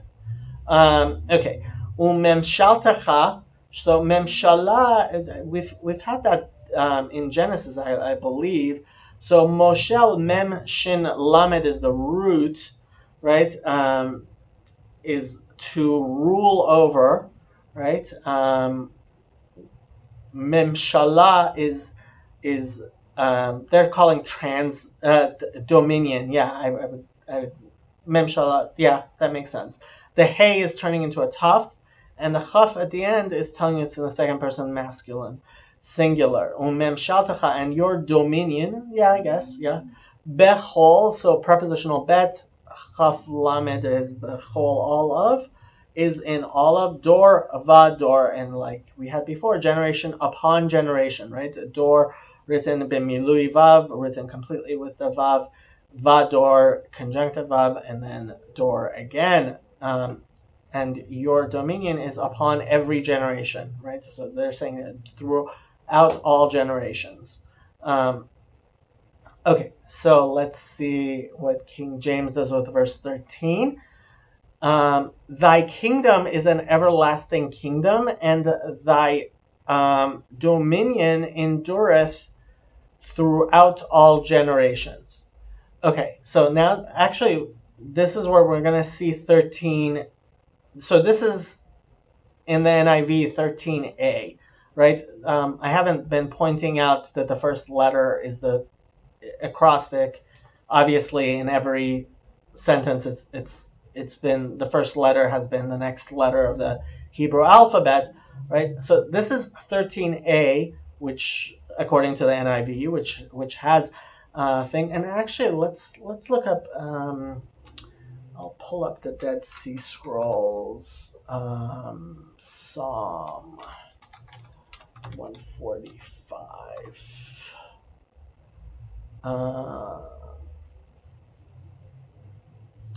So this is the normal one, which is the King James. So this is the missing verse. You can read what they have here, which they actually translate from the Talmud also.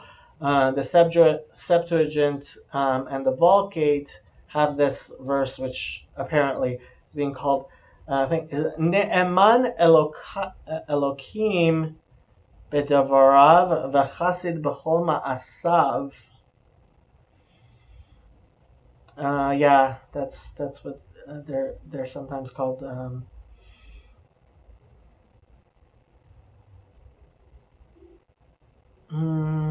Yeah, you can read here if you want to about verse 13b.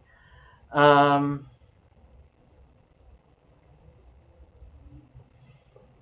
okay. So Wikipedia has this whole long thing about the missing verse 13b. Okay. So you can read that if you like. So 13a starts with Mem Malchut.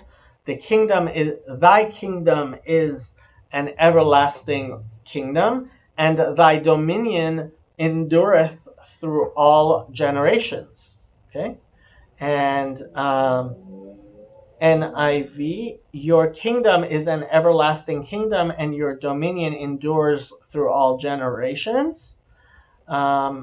Chabad, your kingdom is a kingdom of all times, right? Kol olamim, they're translating as all times. And your ruling is in every generation. Okay, yeah. So let's just read the NIV. So they're translating that 13b. The Lord is trustworthy in all he promises and faithful in all he does. And the note we already discussed. Okay? Verse 14.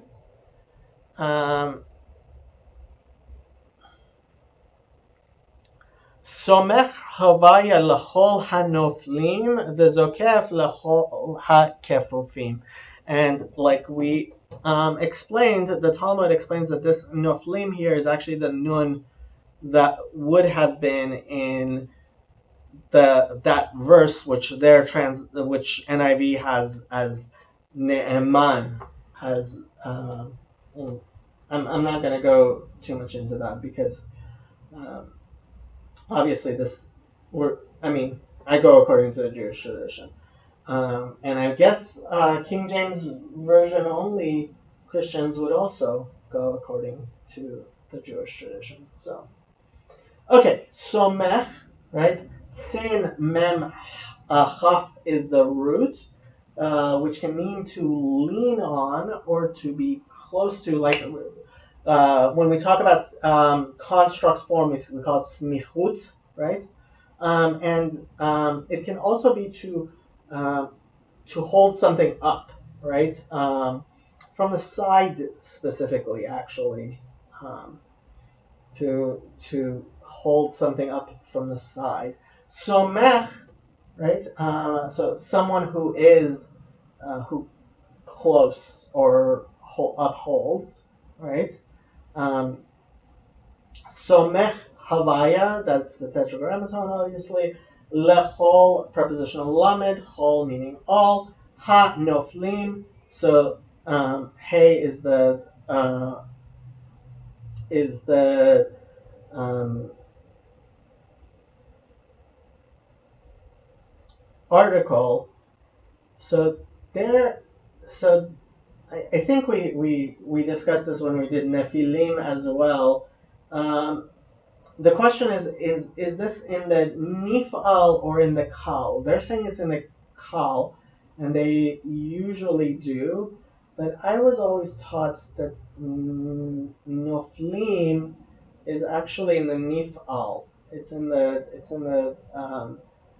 passive, people who fall. No, he.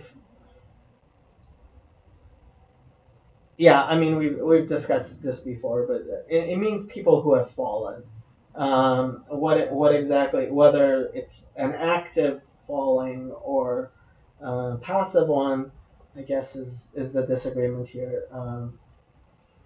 I I've always I've always known that to be a passive falling, but that's not how they're doing it.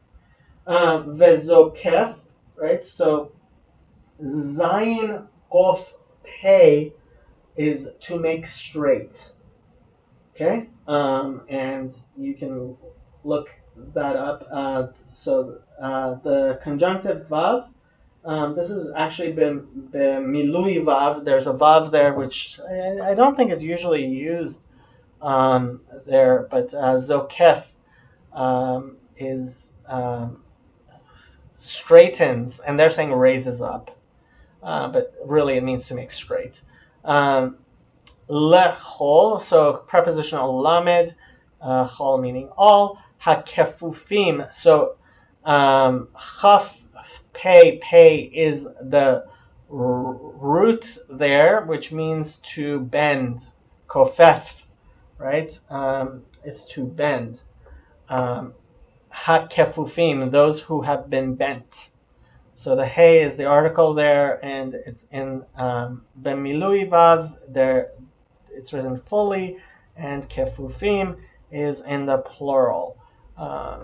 Okay, so let's. I think zokef kefufim is something that shows up in other places in the Bible, but you can check that. Okay, verse 14, King James. The Lord upholdeth all that fall and raiseth up all those that be bowed down. Yeah, I don't like that. Upholdeth, I actually like better than raise.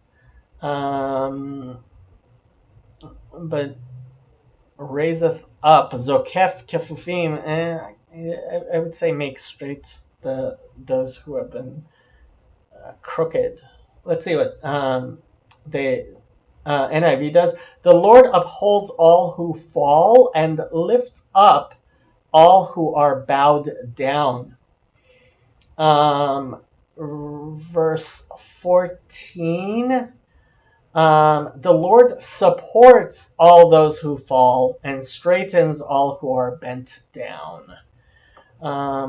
Yeah, and I generally prefer the Chabad.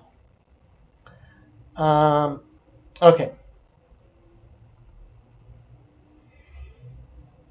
So, obviously this starts with the next letter, which is Ayin. Eine kol chol elecha yisaberu, ve'ata noten lahem et ochlam be'ito. Okay? So, Einayim is eyes. I think we've had that before. Ayin Yud Nun would be the root there. Yeah. Ayin, which Mayan, I guess, I mean, Einayim is, so it's in Smichut, Eine Chol, the eyes of all, right? It's in the construct form. Einayim, written two yuds, Chol meaning all, Elecha, so this is the preposition with the aleph, Elecha, upon you. I'm not sure what that yud is doing there. Elecha, upon you. I'm not sure what that yud is doing there. The chaf, obviously, is second person masculine singular. Let me see if Chabad has that in the Hebrew. Yeah, that also has the yud. I'm not sure. It's possible that marks the preposition as opposed to I mean, obviously the word kel, aleph lamed, means God, and I think that yud might be the indication that it is. That's not what we're talking about. Yesaberu, so sin bet resh, to see where else it. Tesaberena is in Ruth. So there, to inspect, to wait, to view, to hope. Yeah. Huh. Shows up 8 times in the Bible. You can obviously use your concordance.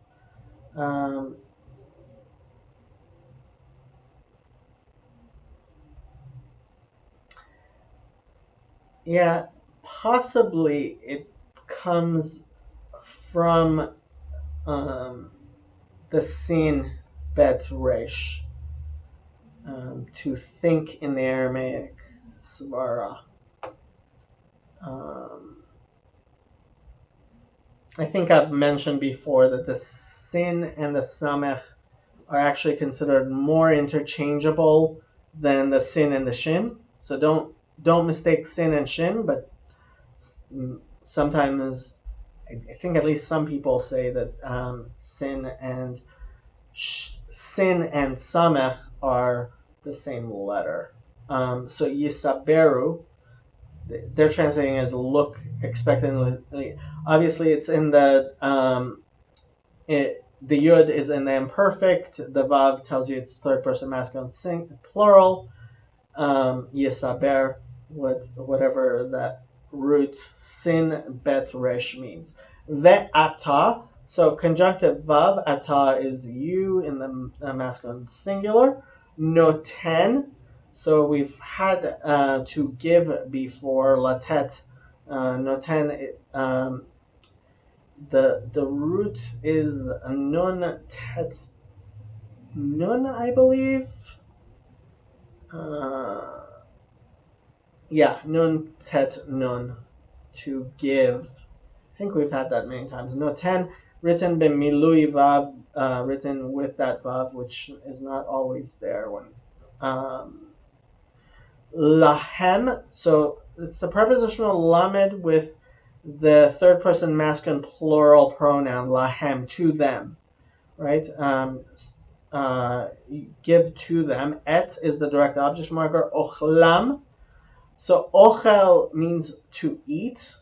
Ochla is food. Ochlam is their food, for third person masculine plural. Ochlam, their ochel, their food. And that's not written with a vav.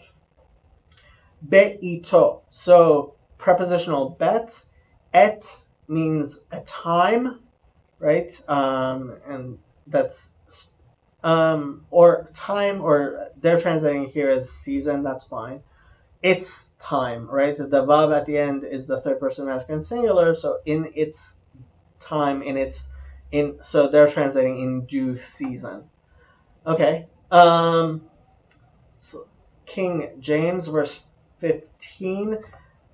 The eyes of all wait upon thee, and thou givest them their meat in due season. So ochel, food, is King James. We've had several times they translate as meat. Okay, which I guess comes from the root to eat.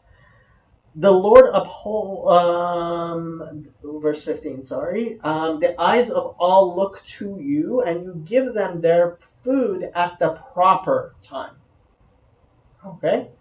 Chabad, everyone's eyes look to you with hope. You give them their food in its time. Yeah. Let's next verse 16. Like I said, very famous verse we use a lot. Poteach et yadecha umaspia lechol chai ratzon. Okay, so the root is obviously pei taf het, written with the vav. They're saying it's in a call participle. Ani poteach, yeah, I open, yeah, poteach. But here it's almost in.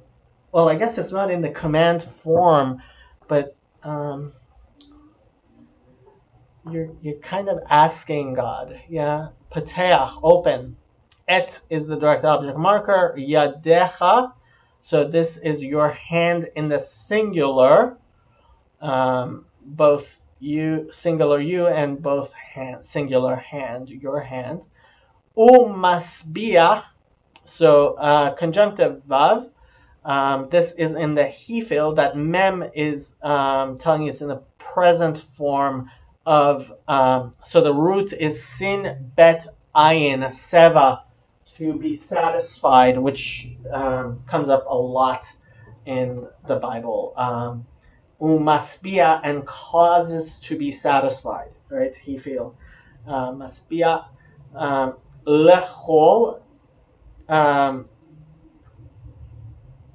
um, it's the prepositional lamed chol, meaning every, chai, and it's in the smichut, chol chai, every thing, living thing, everything that lives, and this is chai. Obviously, they're saying it's the adjective. I'm not sure. I would actually say possibly it's in the it's right. So okay. The question here is lechol chai ratzon. I think they're saying so. Ratzon obviously comes from the root resh tzadik hey, to want, right? To desire. Ratzon meaning will, right? So the question here is umaspia lechol chai ratzon. Is ratzon here part chai to every? Okay, to every living thing their desire. Let's see how they translate it, because I think you can translate this in several different ways. So verse 16 in the King James, thou openest thine hand and satisfiest the desire of every living thing. Right? Lechol chai ratzon. And so they're saying you satisfy the desire of every living thing. Okay, you see what I mean? You cause to be satisfied the desire of every living thing. Okay? That's how they're translating it. I don't think that's how Chabad's going to translate it, but we'll see. NIV, you open your hand and satisfy the desires. Well, it's definitely not in the plural of every living thing. Let's see how Chabad does it. You open your hand and satisfy every living thing with its desire.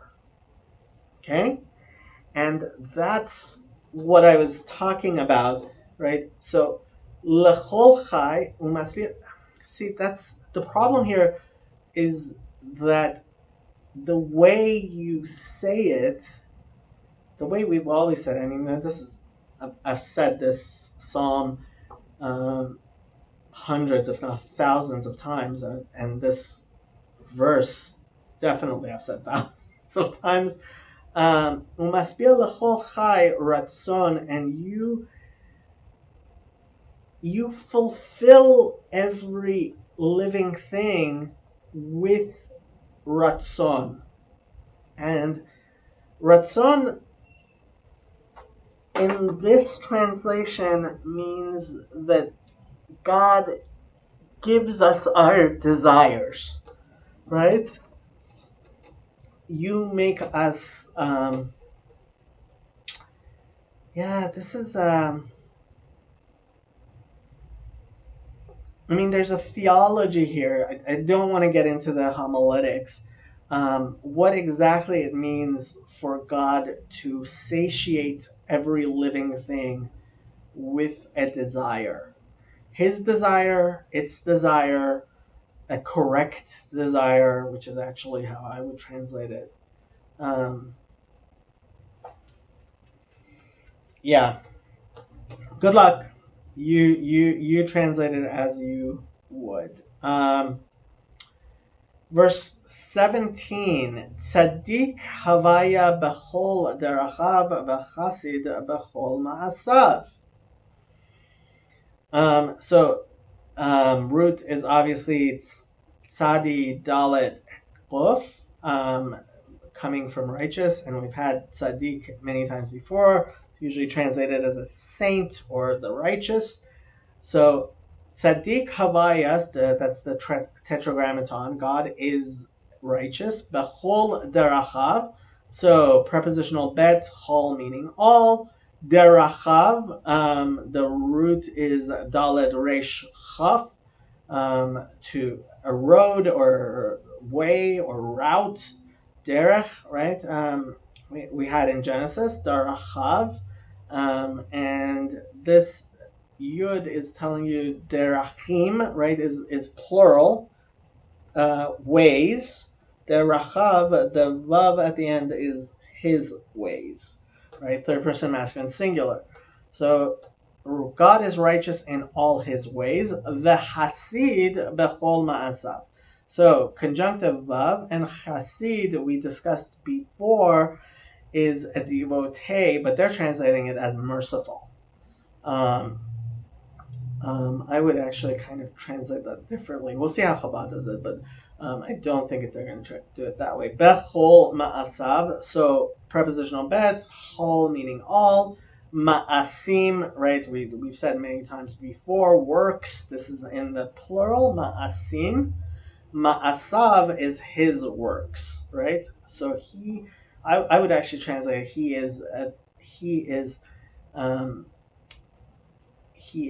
a devotee, not devout to all his works. Let's see how King James does it. Verse 17. The Lord is righteous in all his ways and holy in all his works. So they're translating Hasid as holy. Not how I would translate it. NIV. The Lord is righteous in all his ways and faithful in all he does. Yeah, I like that much better. Let's see what and Chabad translates it. The Lord is righteous in all his ways and kind in all his deeds. Yeah, I guess. Yeah, I can see how they would do that. I don't like the King James. Okay, verse 18. Karov havaya lechol korav lechol asher yikra'uhu be'emet. Very important verse again. Karov obviously comes from Quf Resh Bet, meaning close, Kerev, right? Karov is someone who is near or something that is near. Karov Havaya, that's the tetragrammaton. So God is close. Lechol, so prepositional lamed, chol meaning all. Korav, so Vaikra, we've said many times, to call. Qof Resh Aleph is the root. Or Av, written bechisaron, without the vav, it's not showing the vav, but or Av, those who call him. It's in the plural. That's the yud is telling you it's in the masculine plural. Kor Av, all who call upon him. That's what the verb, the vav at the end is third person masculine singular. He is close to all who call upon him. Lechol, and I mean that this is written bechisaron. Personally, I think even people who aren't calling as well as he should be, he's close to. Lechol asher, prepositional lamed, chol meaning all, asher, the pronoun relative, they call it, translating it as who. I usually translate it as that. Yikra'uhu. So again, the root is Qof Resh Aleph. The yud tells you it's an imperfect. Yikra'uhu. So there's the vav is not there in Yikra'uhu, which tells you that's in the third person masculine plural.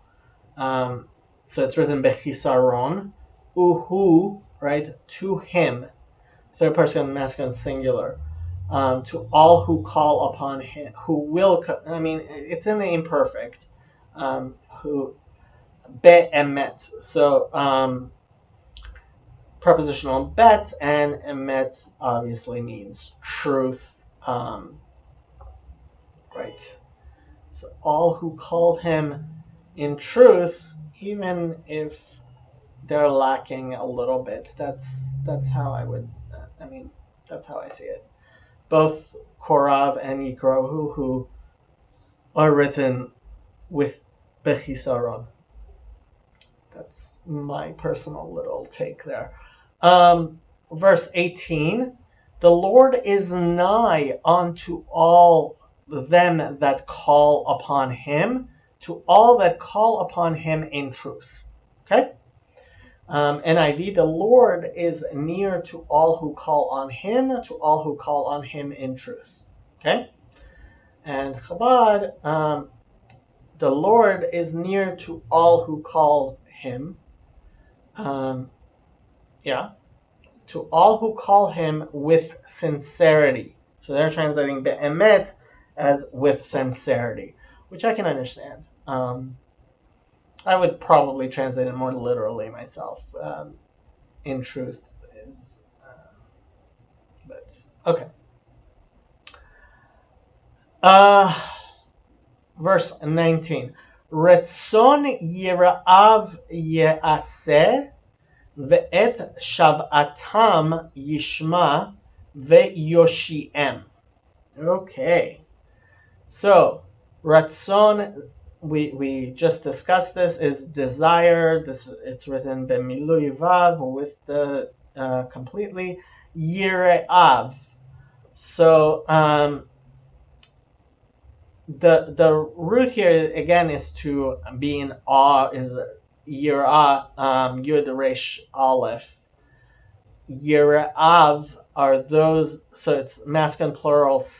So this yud is telling you it's in the plural, Yira'av. Those who, Yira'eh would be the people who are awed or who fear, right?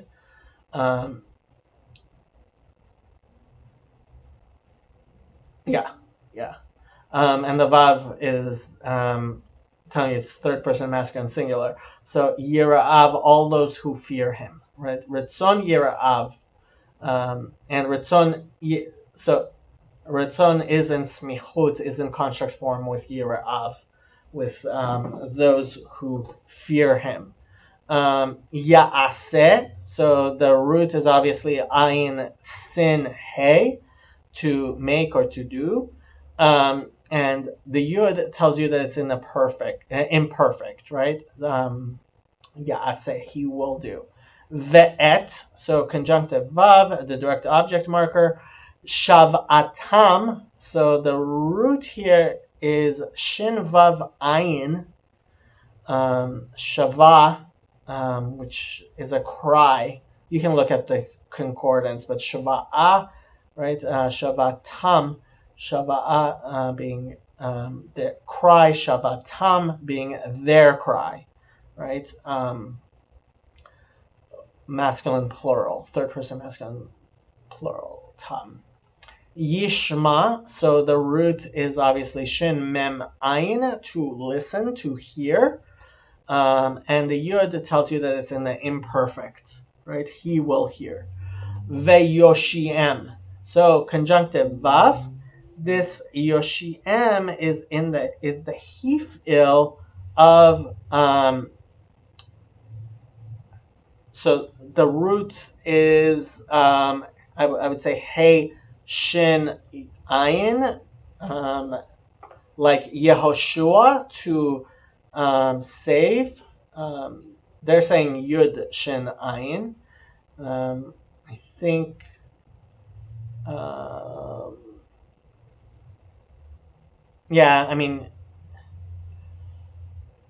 I guess, or vav shin ayin. What the first guttural is Hoshia, right? So this is in the hifil, to cause to be saved, right? It's in the hifil, veyoshiem, and it's written bemilui vav. It's written more completely with that vav. So I mean, I guess you could say that the root here is vav shin ayin. Okay, you're gonna have to figure out which way you want this word, which means to save, right? He causes them to be saved. What exactly the root is there? The yoshi m, the mem at the end is telling you third person masculine plural, right? He will cause them to be saved, right? King James, verse 19, he will fulfill the desire of them that fear him. He also will hear their cry and will save them. Okay? I'm not sure where they got the also from. I guess maybe they're translating the et as an also. I don't see why you would do that. Verse 19, NIV, he fulfills the desires of those who fear him. He hears their cry and saves them. I don't like and save them. I would say and causes them to be saved. Let's see what Chabad does. He does the will of those who fear him, and he hears their cry. I would translate it as their cries, and saves them. Again, veyoshiem. It's in the hifil. It's in the causative. I would translate that and causes them to be saved.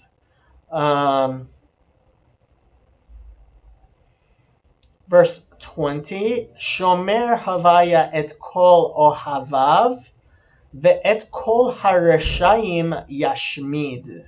Ooh. Okay, so the root here is obviously shin mem resh, to preserve, to keep. We've had that before. And it's written bemilui vav, with the vav there. Havaya is the tetragrammaton, obviously. Et is the direct object marker. Kol being all. Ohavav. So ohev, the root here is aleph hey bet, which means love, right? And here it is written bechisaron. It's written without the vav. Ohavav. So ohavim is the people who love, and this is in the plural, masculine plural. Ohavim. Ohavav are people who love him, those who love him. And again, I mean, to me, it says something that all of these are written bechisaron, are written incompletely, because it seems to me that God is saying you don't have to be perfect, although you should definitely try. Ve'et, so conjunctive vav, and et is the direct object marker. Kol, meaning all. Ha reshaim, so article. Hey, resha, resh, shin, ayin is the root, which means evil. Reshaim are the evil ones, right?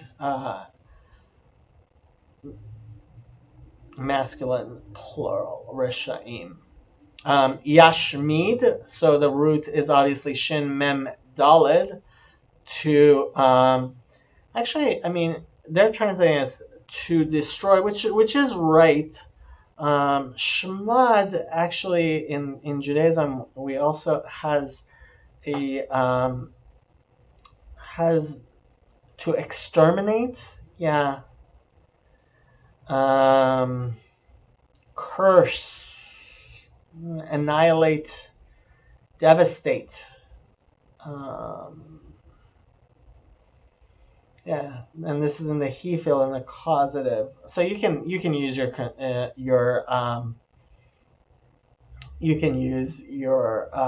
what you call it there, concordance there. Okay, Yashmid, he will cause to be destroyed. The yud telling you that it's in the imperfect, And that yud telling you that it is in the hif'il, in the causative. Verse 20, the Lord preserveth all them that love him, but all the wicked he destroy. So they're translating the vav as but. NIV, the Lord watches over all who love him. So they're translating as shomer, as to watch. But all the wicked he will destroy. Okay? Chabad, the Lord guards all who love him. So shomer, they're translating as to guard. And he destroys all the wicked. Again, I would translate yashmid, to cause to be destroyed. Okay? And last verse starts with tough, obviously, Tehillat. And just like we started at the very beginning, talking about Tehillah, right, is Psalm.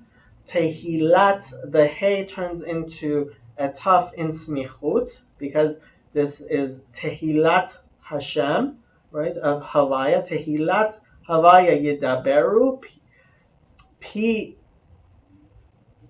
Veivarech Kol Basar Shem Kodsho Leolam Va'ed. Right? So Tehillat Hashem Yedaber Pi. So Tehillah we discussed is a psalm. Tehillat Havaya, that tetragrammaton. So the praise of God, they're translating. Yedaber Pi. So the root is obviously Dalet Bet Resh, and this the Yud tells you that it's in the imperfect. Shall speak. Pi is my mouth, right? Pe means mouth. Pi is my mouth. Vaivarech. So conjunctive vav. The Yud tells you it's in the imperfect, and the root is Bet Resh Chaf. In the PL, which is the intensive, Vaivarech, yeah. But Levarech is always in the PL. That's the form it comes in. Most words either come in the PL or the Kal. They don't do both. I think some do. I think like Ochel might, but not usually. Okay, Vaivarech Kol Basar, and shall bless. Kol meaning all, Basar flesh, we've had many times. Shem meaning name, we've had many times. Kadodshav, Kodshav. So the root is obviously Kof Daled Shin. Shem Kodesh, right, is holy name. Kodsho, his holy name, right? Shem Kodsho. So, right. Either his holy name or the name of his holiness. Shem Kodsho. Le'olam, prepositional lamed, olam, le'olam ba'ed we've had before. This is b'milui vav with the complete vav. And obviously forever and ever is oftentimes, we've had that several times. Okay, King James, my mouth shall speak the praise of the Lord, and let all flesh bless his holy name forever and ever. So veivarech, they're saying let, right? And it's the imperfect, incomplete. My mouth will speak in praise of the Lord. Let every creature praise his holy name forever and ever. So they're translating kol basar, all flesh, as every creature. No, I definitely prefer all flesh. Chabad, my mouth will speak the praise of the Lord, and all flesh will bless His holy name forever and ever. Unsurprisingly, I prefer the Chabad.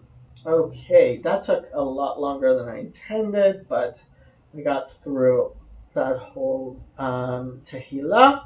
So let's do Genesis 8, verse 1.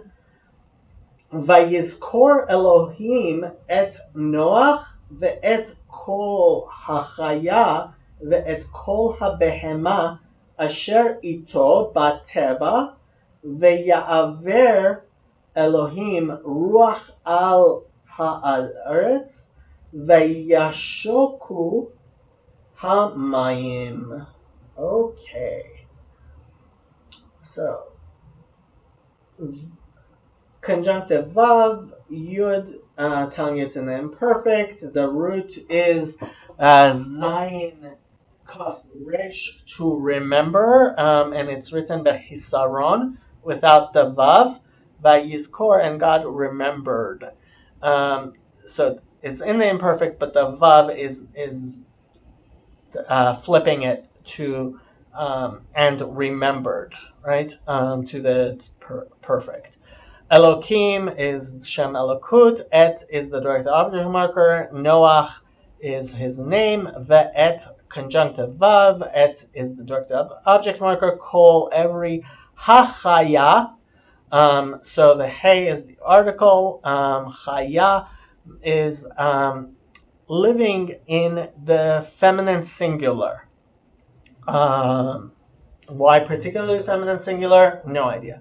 Ve'et, so conjunctive vav, et meaning all, kol, et being the direct object marker, kol being all, ha-behema, so article, and behema, behemoth, the animal we've had before.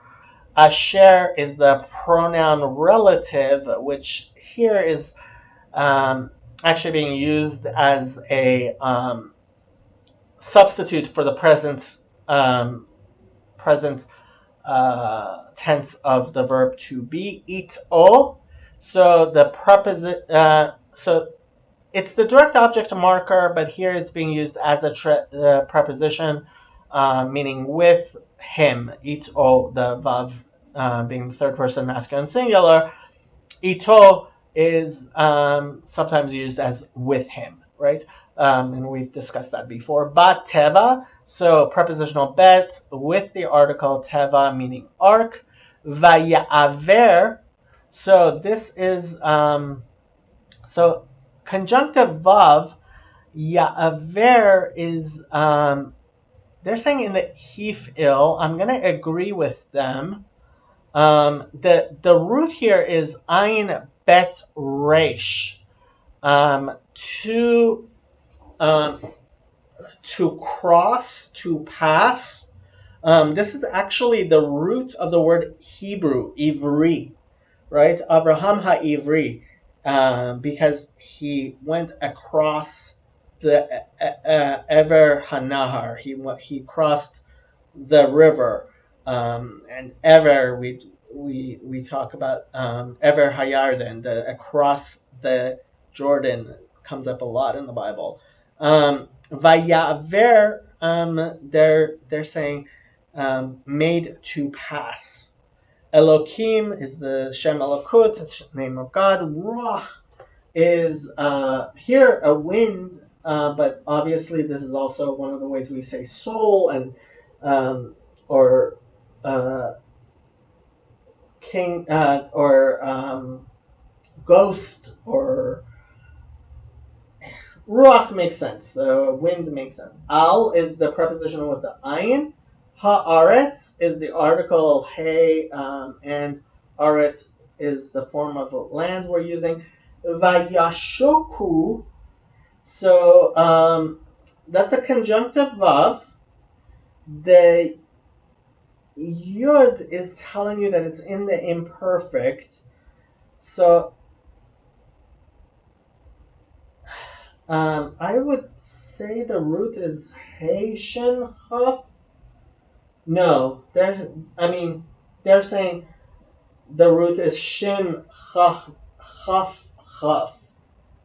Um, hmm. Yeah, shachacha from hmm. Um, use your concordance here. I would use my concordance to figure out exactly how that verb how that verb is. They're saying it's in the call. I kind of I mean yeah yashoku yeah shin chaf chaf in the call. Yeah, that makes sense. I'm gonna agree with them. They're translating as subsided. Yashoku, it's in the third person masculine plural, referring to the waters. The waters subsided. Ha mayim, article, and waters mayim. King James, and God remembered Noah and every living thing and all the cattle that was with him in the ark, and God made a wind to pass over the earth, and the waters assuaged. So they're translating by Yeshoku as assuaged. NIV, but God remembered Noah and all the wild animals. Chaya usually does mean wild animals and the livestock. So behema, they're translating as wild livestock or cattle in the King James that were with him in the ark. And he sent a wind over the earth, and the waters receded. Yeah, Chabad, and God remembered Noah and all the beasts and all the cattle that were with him in the ark, and God caused a spirit. So they're translating ruach as spirit. And that comes from the Targum Yonatan and the Talmud Yerushalmi. If you look in the Rashis, there's a lot of Rashis on this chapter. I'm not going to go through them all. Some of them are very grammatical. We might go through those. We'll probably go through those. And God caused a spirit to pass over the earth, and the waters subsided. Okay. Okay. Okay. Verse 2. There's a lot of Rashis on this chapter. I'm not going to go through all of them. Yisachru mayonot tahom ve'arubot hashamayim vayikale hageshem min hashamayim. Okay, interesting. Conjunctive vav, the root is sin chaf resh, which is a very rare root, if I remember. Shows up 3 times in Isaiah, in Psalms. So you can look it up there in your concordance. So they're translating and stopped. We're stopped. Mayanot, we discussed mayan before. It comes from I, and here it is written bechisaron without the vav at the end. Mayanot, fountains. Mayan is a fountain. Tehom, we discussed Tehom deep before. Va'arubot, and this is written bechisaron, and we discussed that in the last chapter. Windows. Va'arubot hashamayim. So this is very similar to the previous verses we had, using the same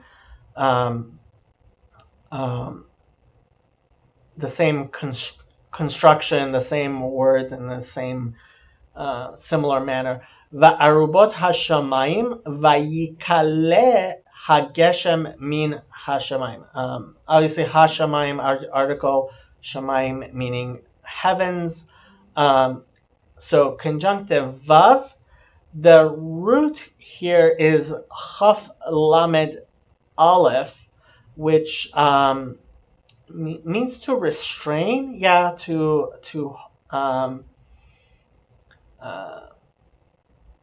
imprison, maybe even. Yeah, you can use your concordance, but vayikale. So the yud, it's the imperfect of the nifal of the passive. The ha geshem article and geshem we said are the heavy rains. The heavy rains were restrained. Meaning from, it's the preposition. Ha shamayim article and shamayim meaning heavens. King James, verse 2. The fountains also of the deep and the windows of heaven were stopped, and the rain from heaven was restrained. I'm not sure where he got the also. Let's see, NIV. Now the springs of the deep and the floodgates of the heavens had been closed, and the rain had stopped falling from the sky. I guess, Chabad. And the springs of the deep were closed, and the windows of the heavens, and the rain from the heavens was withheld. Yeah, I agree with that, and you can look at the Rashis for more there. Verse 3. Vayashuvu hamayim me'al haaretz haloch vashov vayachseru hamayim mikitze hamishim u'ma'at yom. Okay, so vayashuvu. So it's conjunctive vav. Vayashuv, they're saying, is the simple, the kal form of. So they're saying that the root here is yud shin bet. Yeah, to return, to recede. Yud shin bet or shin vav bet. Yeah, shin vav bet I actually like better. Vayashuvu, yeah. It's in the, so that yud is part of the imperfect, and the root is shin vav bet, but here it's written bechisaron. It's written without the milui vav, lacking that vav. Vayashuvu, and mayim obviously is plural, so that's why it's in the plural. That makes more sense to me. So the waters returned or receded. Me'al, so prepositional mem. Al is the preposition with the ayin. Haaretz, meaning the land. Haloch vashov.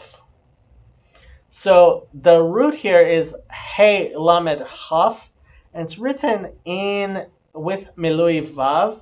Haloch vashov, back and forth. Right, back and forth. I think this construction shows up several times. So it is conjunctive vav, shov, shin vav bet, like we said, vayashuvu, haloch vashov, going and coming back. Haloch vashov. Vayachseru, so conjunctive vav, the root is het samech reish, which means lacking, right? I keep on saying chisaron, right? What if a word is written bemilui completely, or bechisaron, right? Chaser, to lack. Vayachseru, so it's in the imperfect, and third person masculine plural, and they're translating as decreased. Hamayim, the waters. Hamayim mikitse. So prepositional mem. Kitse, they're translating as end, right? Which I would agree with. I think we've had kitse before. Qof tzadik hey. Kitzot, right? Are the ends. Mikitse, from at the end, they're translating, yeah. Mikitse chamishim, so chamesh means 5, chamishim means 50, u'me'at yom. So conjunctive vav, mea is 100, but because it's in the construct form, it's with yom, the hey turns into a taf. Yom meaning days, written bemilui, of course, as it usually is. King James, verse 3, and the waters returned from off the earth continually. And after the end of the 150 days, the waters were abated. So they're translating haloch v'shov, continually.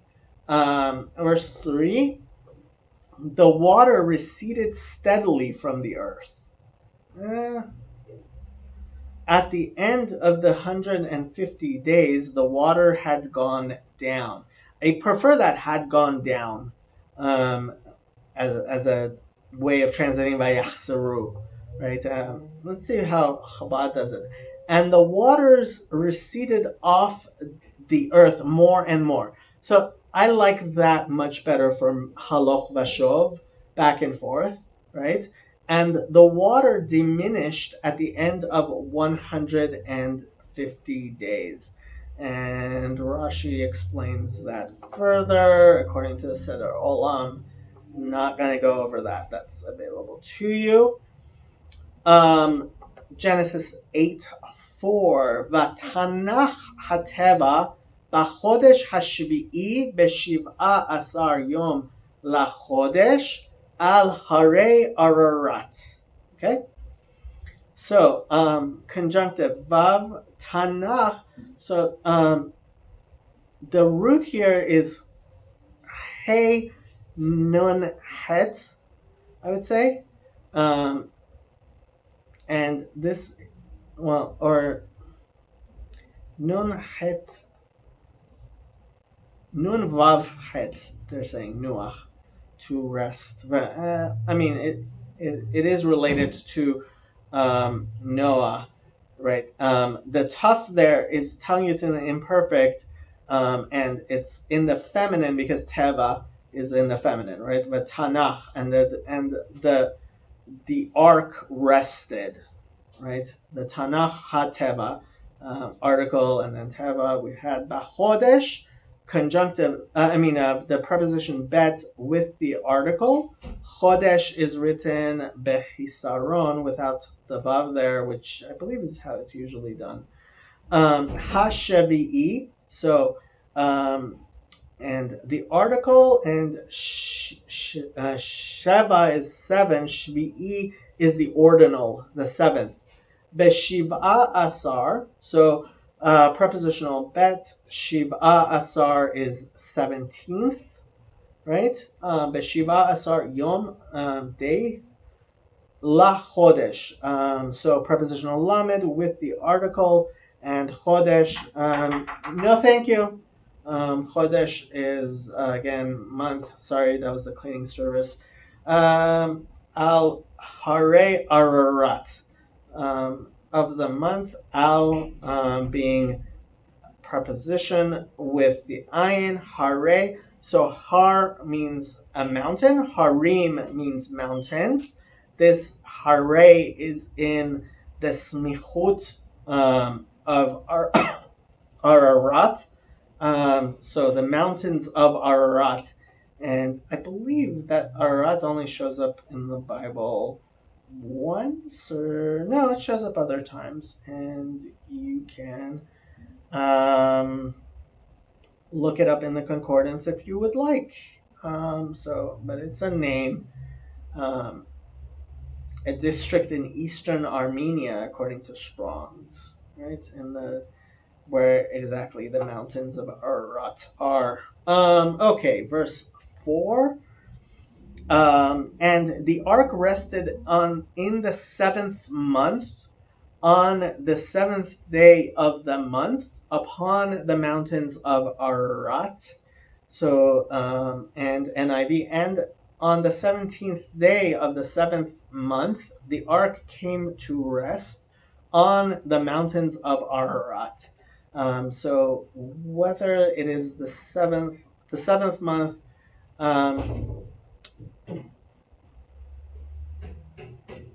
so Rashi explains we're talking about Kislev, right? Which is no, we're talking about Sivan, which is the 7th month from Kislev. You can look at the Rashis to figure out the exact dates if you're interested in that. So this is not the 7th month of the year, or even the 7th month as we count months, but the 7th month from Kislev. And you can look at the Rashis if you're interested in the calendar there. And the ark came to rest in the 7th month on the 17th day of the month on the mountains of Ararat. Right? So, verse 5. V'hamayim hayu haloch v'chasor ad hachodesh ha'asiri ba'asiri be'echad lachodesh nir'u roshei haharim. Okay? So, ve'hamayim, so conjunctive vav, hey being the article, mayim being waters, hayu, that's the third person collective or masculine plural, hayu of were, right? Became, and the waters were, hayu haloch v'chasor, right? So we had haloch v'shov, but here it's what did we have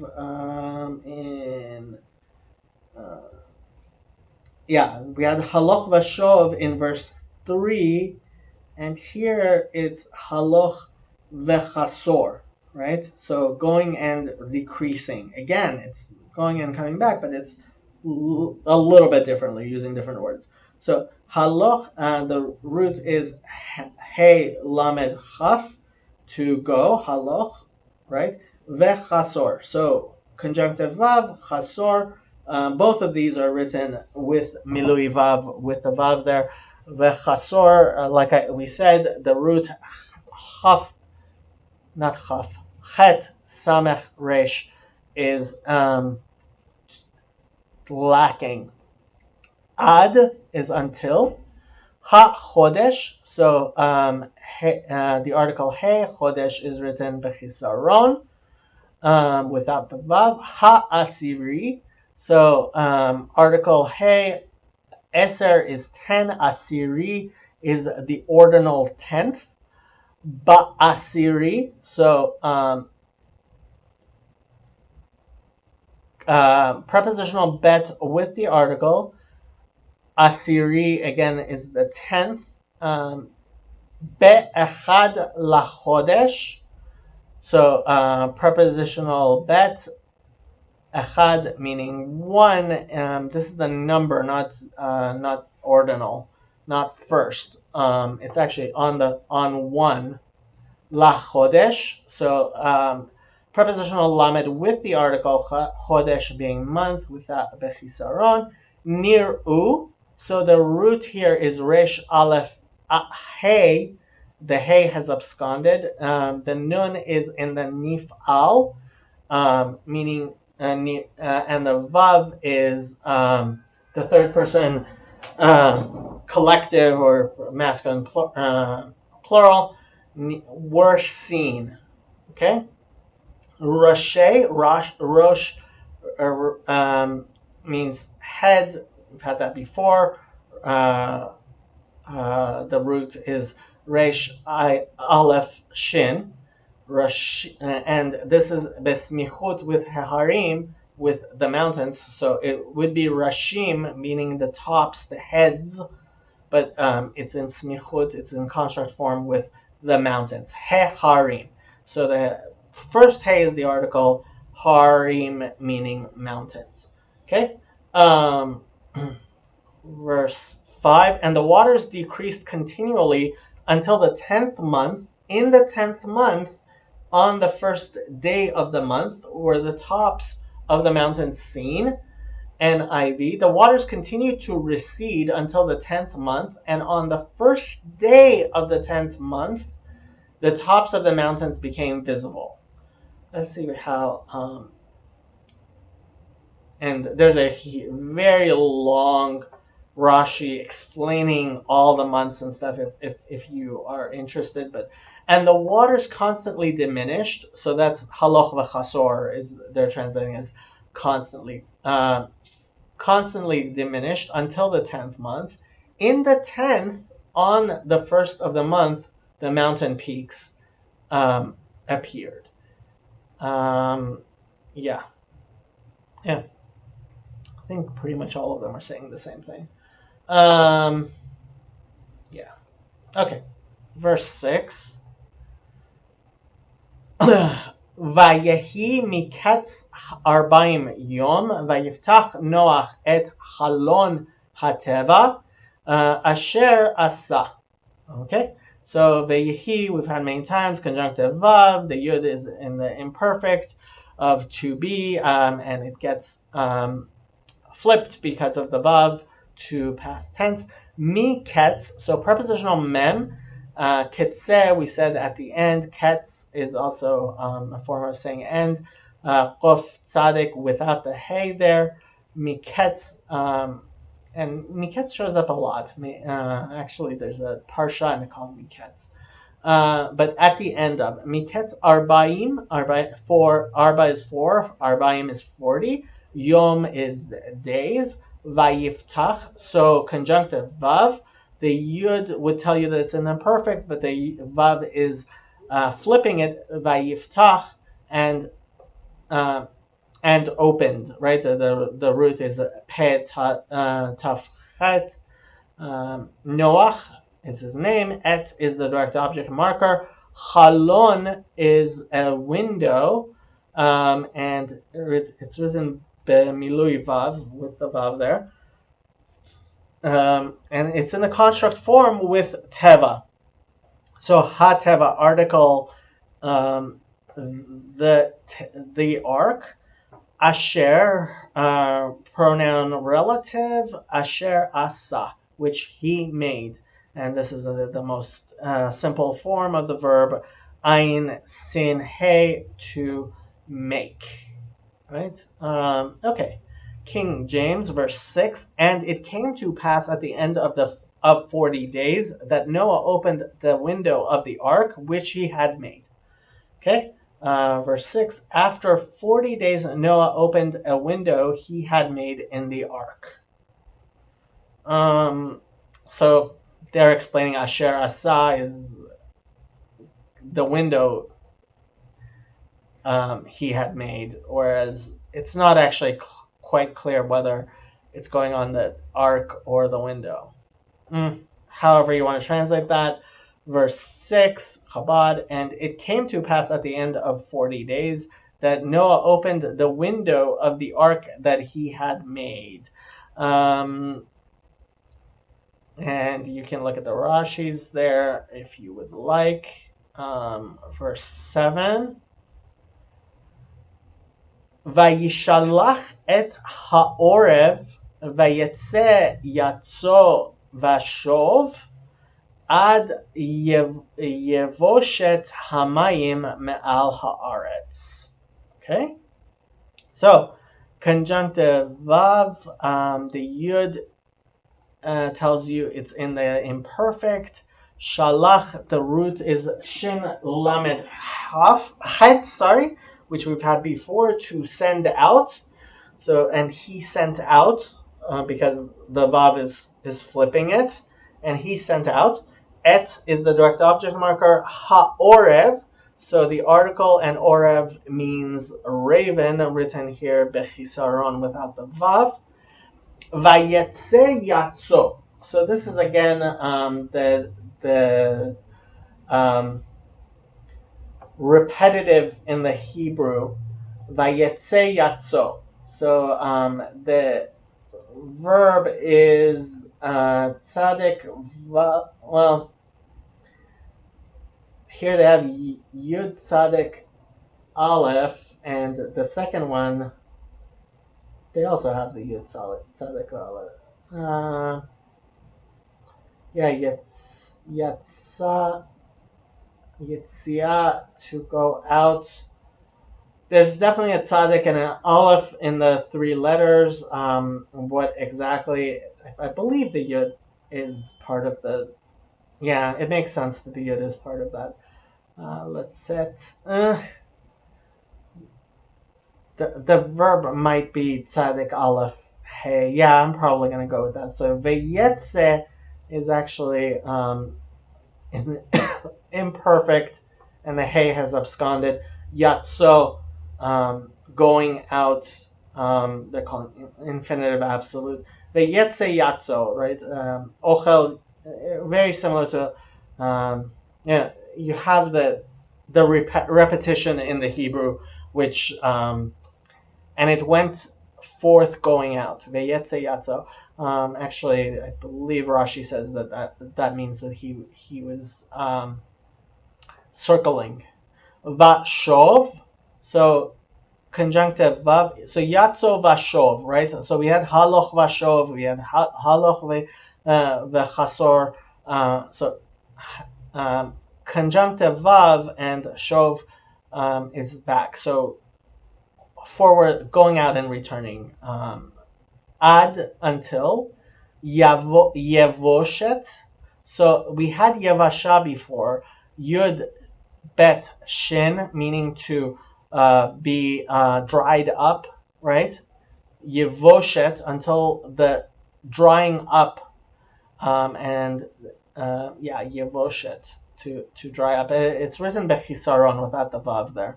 Hamayim, of the waters. So article and then waters. Me al haaretz. So prepositional mem and the preposition with the ayin, they're not with the aleph. Haaretz, the earth.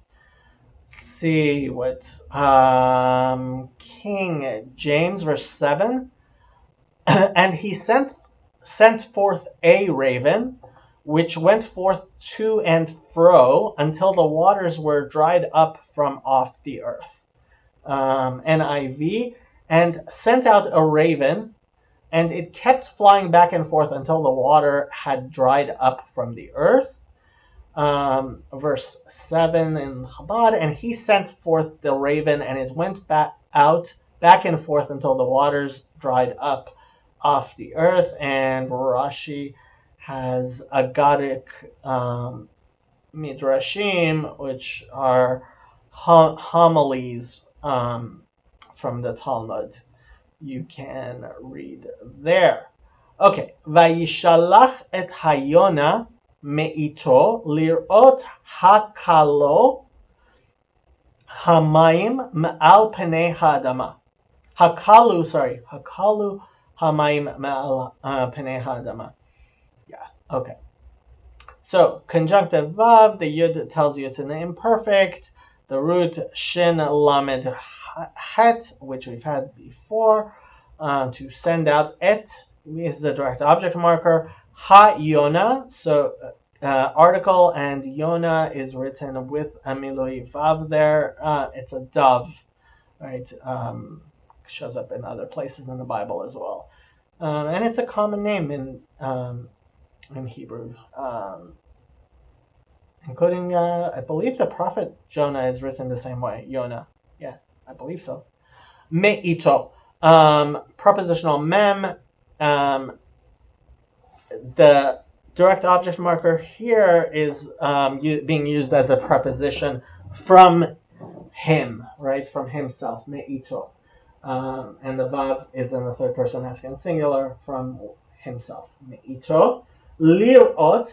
So this is the infinitive of to see. Resh Aleph Hey, and it's written b'milui vav with the vav.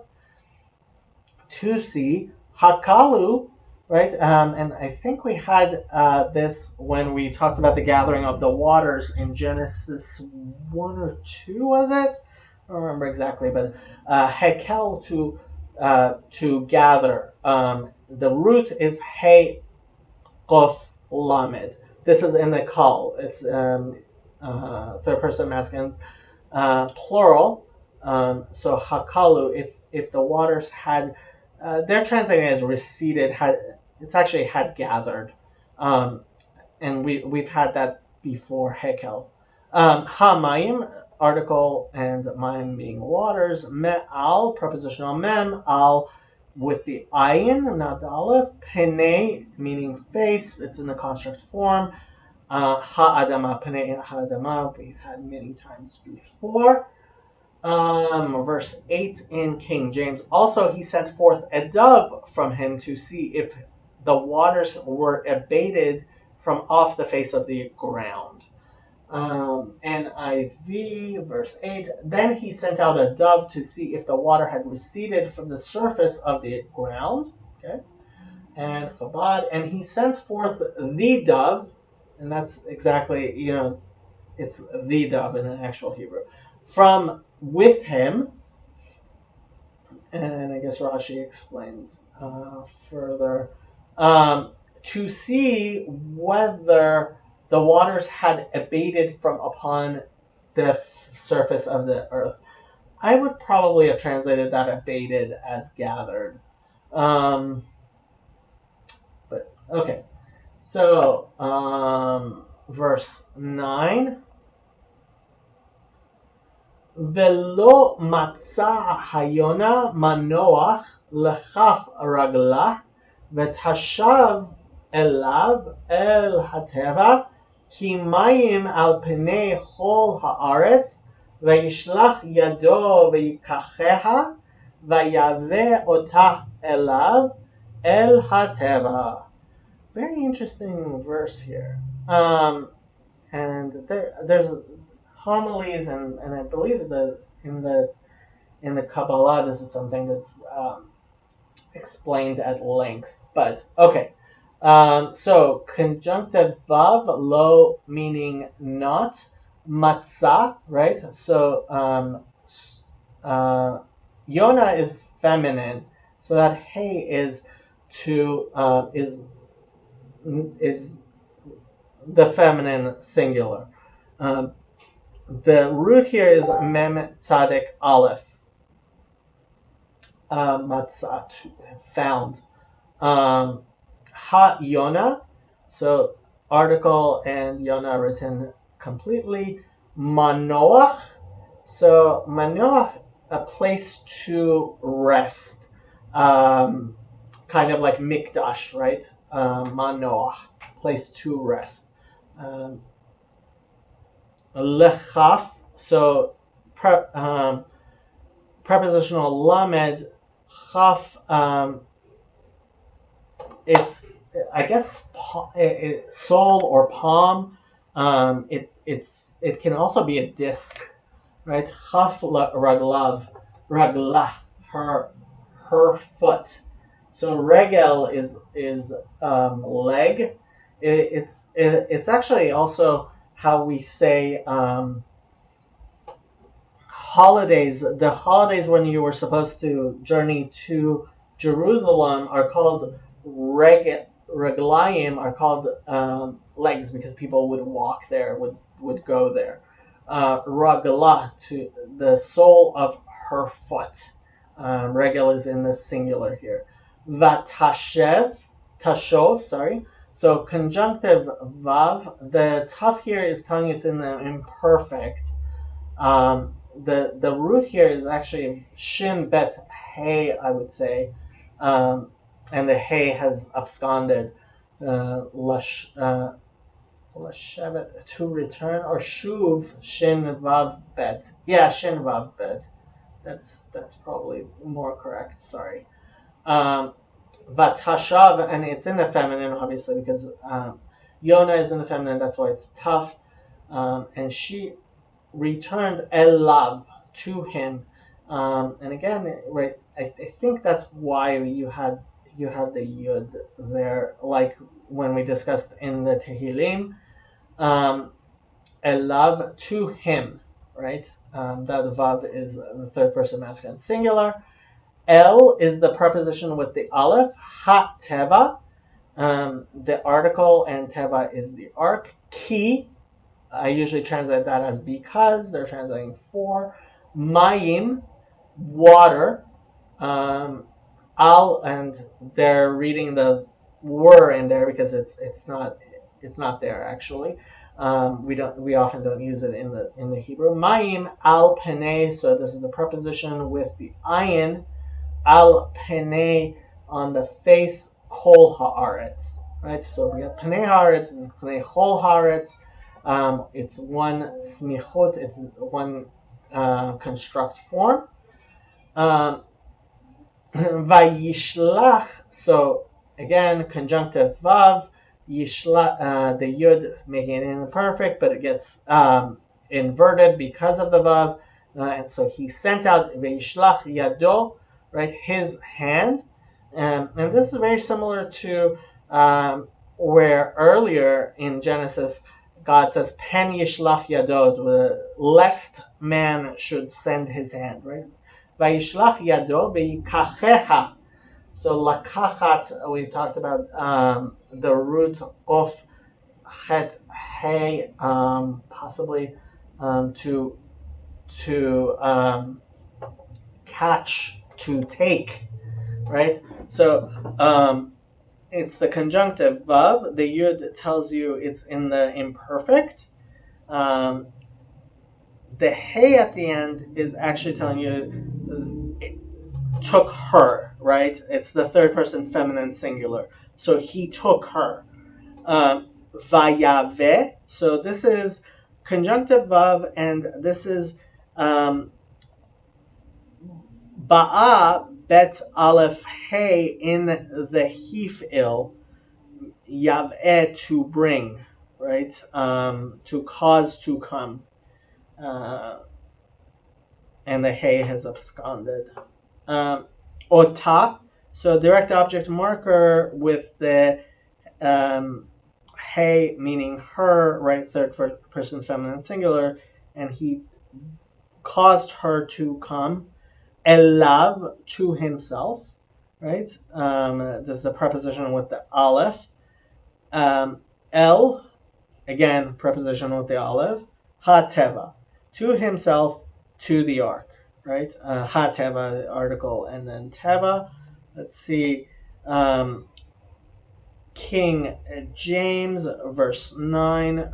But the dove found no rest for the sole of her foot, and she returned unto him in the ark, for the waters were all on the face of the whole earth. Then he put forth his hand and took her and pulled her in unto him into the ark. Yeah. NIV, but the dove could find nowhere to perch because there was water over all the surface of the earth. So it returned to Noah in the ark. He reached out his hand and took the dove and brought it back to himself in the ark. Okay. Chabad, verse 9, but the dove found no resting place for the sole of its foot, so it returned to him to the ark because there was water upon the entire surface of the earth. So he stretched forth his hand and took it, and he brought it to him to the ark. Okay? Verse 10. Vayachel od shiv'at yamim acherim, vayosef shalach et hayona min hateva. Yeah. Okay. So Conjunctive vav vayachel. I think we've had this before to wait, right? I believe the root was chet lamed hey, which we had. I thought we had this before. I thought so, but possibly not. Od meaning more yet. Od written b'milui vav as it usually is with the vav. Shiv'at yamim, right? So sheva means 7. This is in construct form with days, so that's why the hey turned into a taf. Yamim meaning days. Acherim meaning another. Va Yosef. So conjunctive vav, and this is the hifil Yosef, right? We had Vatosef before. It's in the imperfect to continue, to do again, to add on to, right? Like the name Joseph, Vayosef. And we've discussed that before. And he went on to Shalach, right? Shin Lamet Chet. We've talked about to stretch out, to send out again, right? Shalach et is the direct object marker. Ha Yona, article Yona b'milui vav. Completely with the vav, meaning from, hateva, article, and the ark, right? Verse 10 in King James, and he stayed yet other 7 days, and again he sent forth the dove out of the ark. Okay. NIV, he waited 7 more days and again sent out the dove from the ark. Yep.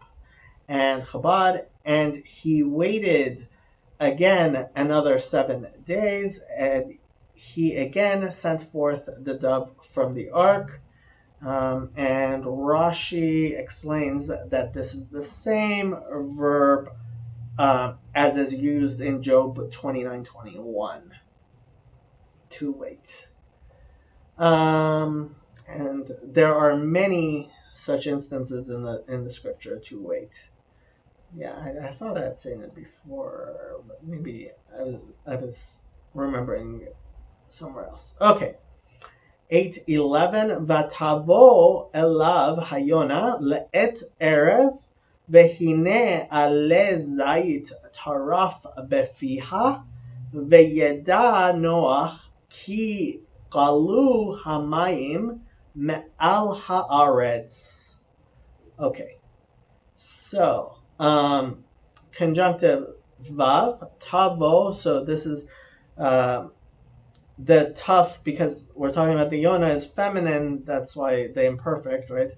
So, and it gets flipped, like we said before, the root bet aleph hey to come to, but so she came, elav to him, the preposition with the aleph, ha Yona article, and Yona dove is in milui vav, le'et, so prepositional lamed, and et is time, like we spoke about in Tehillim earlier, or sometimes it's translated as season, le'et erev, but here it's obviously talking part of the day, the time of the day, erev.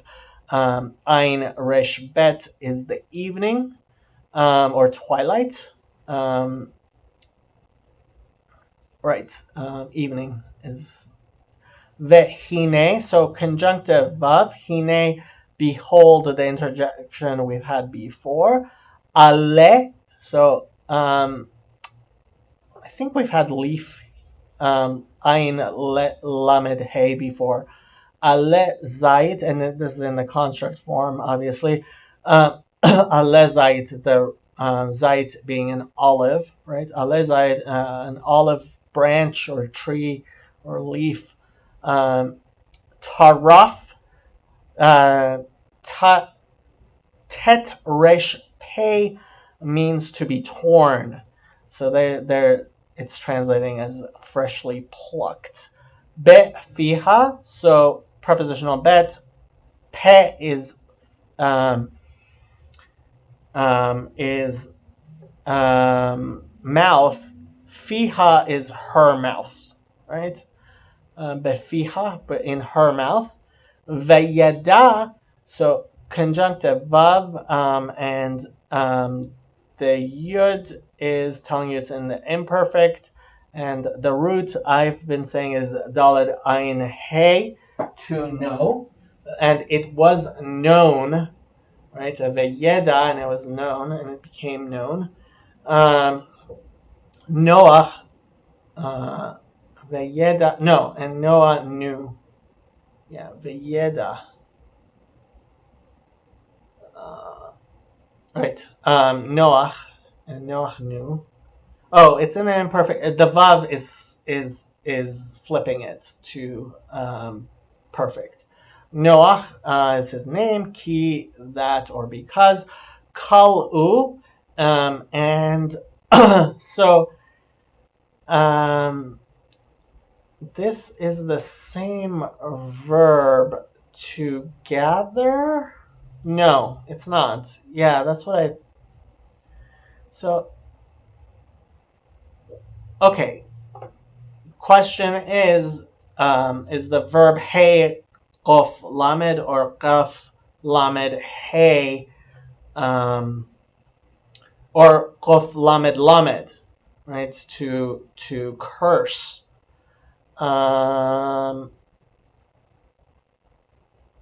Right, and I'm gonna say that this, unlike the previous ones, which we said were to gather, is qaf lamed lamed, to curse, kalel. The qalu, and obviously to be cursed can also mean to be kind of not destroyed, but yeah, I mean, I guess in a way destroyed. Qalu hamayim ma'al haaretz, and the waters receded. Hamayim with the article, me'al prepositional mem, the preposition al here with the ayin, haaretz being the earth. Let's see, King James verse 11. And the dove came into him in the evening, and lo, in her mouth was an olive leaf plucked off. So Noah knew that the waters were abated from off the earth. See what NIV does. When the dove returned to him in the evening, there in its beak was a freshly plucked olive leaf. And they use the exclamation mark because obviously Hine was in the Hebrew. Then Noah knew that the water had receded from the earth. See how Chabad does verse 11. And the Noah returned to him at eventide, and behold, it had plucked an olive leaf in its mouth. So Noah knew that the water had abated from upon the earth. Right. And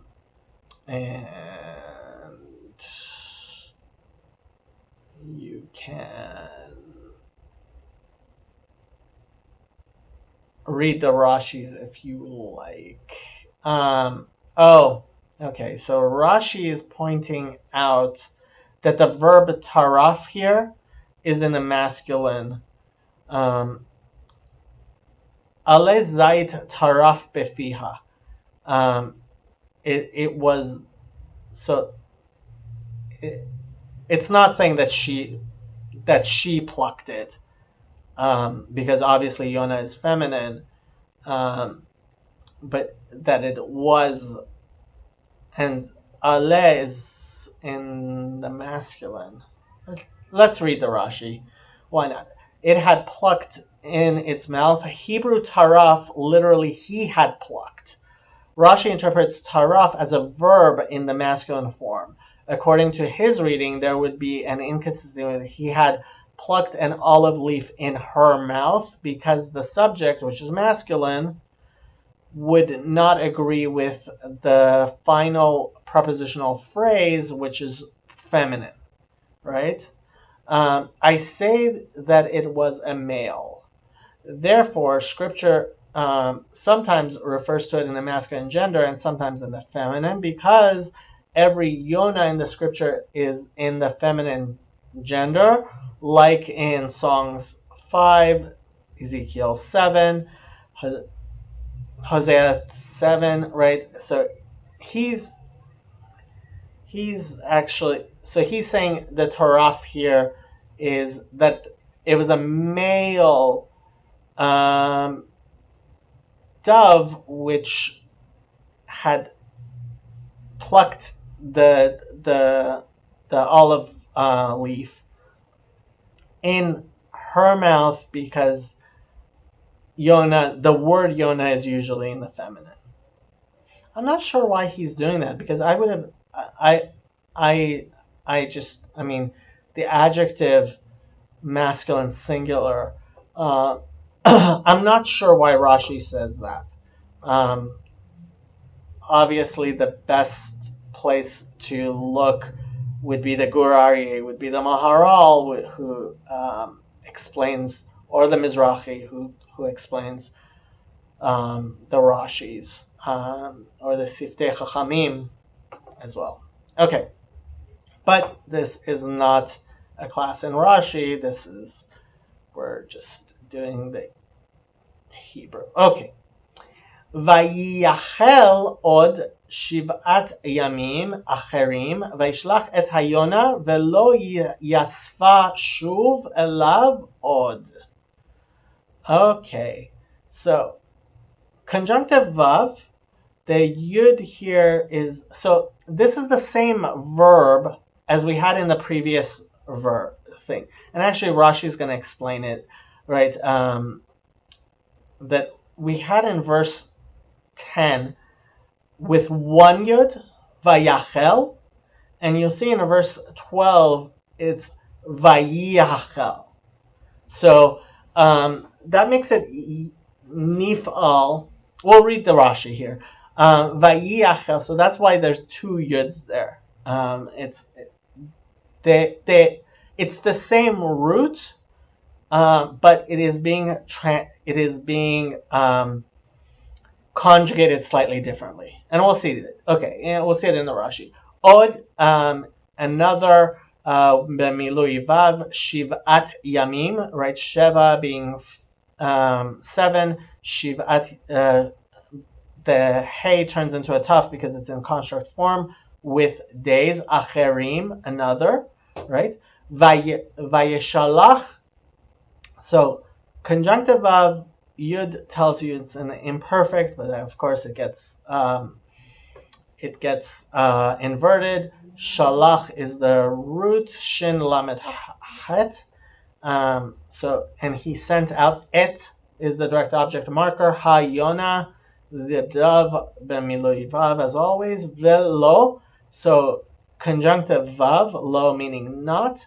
Yasfa. So this is actually, so they're translating the thing. Yasaf is to add. I guess we've had this many times before. How exactly you want to, what the 3-letter verb there is. Yes, fa, right? Yeah. However, they're saying it's in the 3rd person feminine singular. She did not continue to. She did not again. Shuv, meaning again. Meaning to return or again, right? Yasfa shuv, elav, to him, right? With the preposition is with the ayin.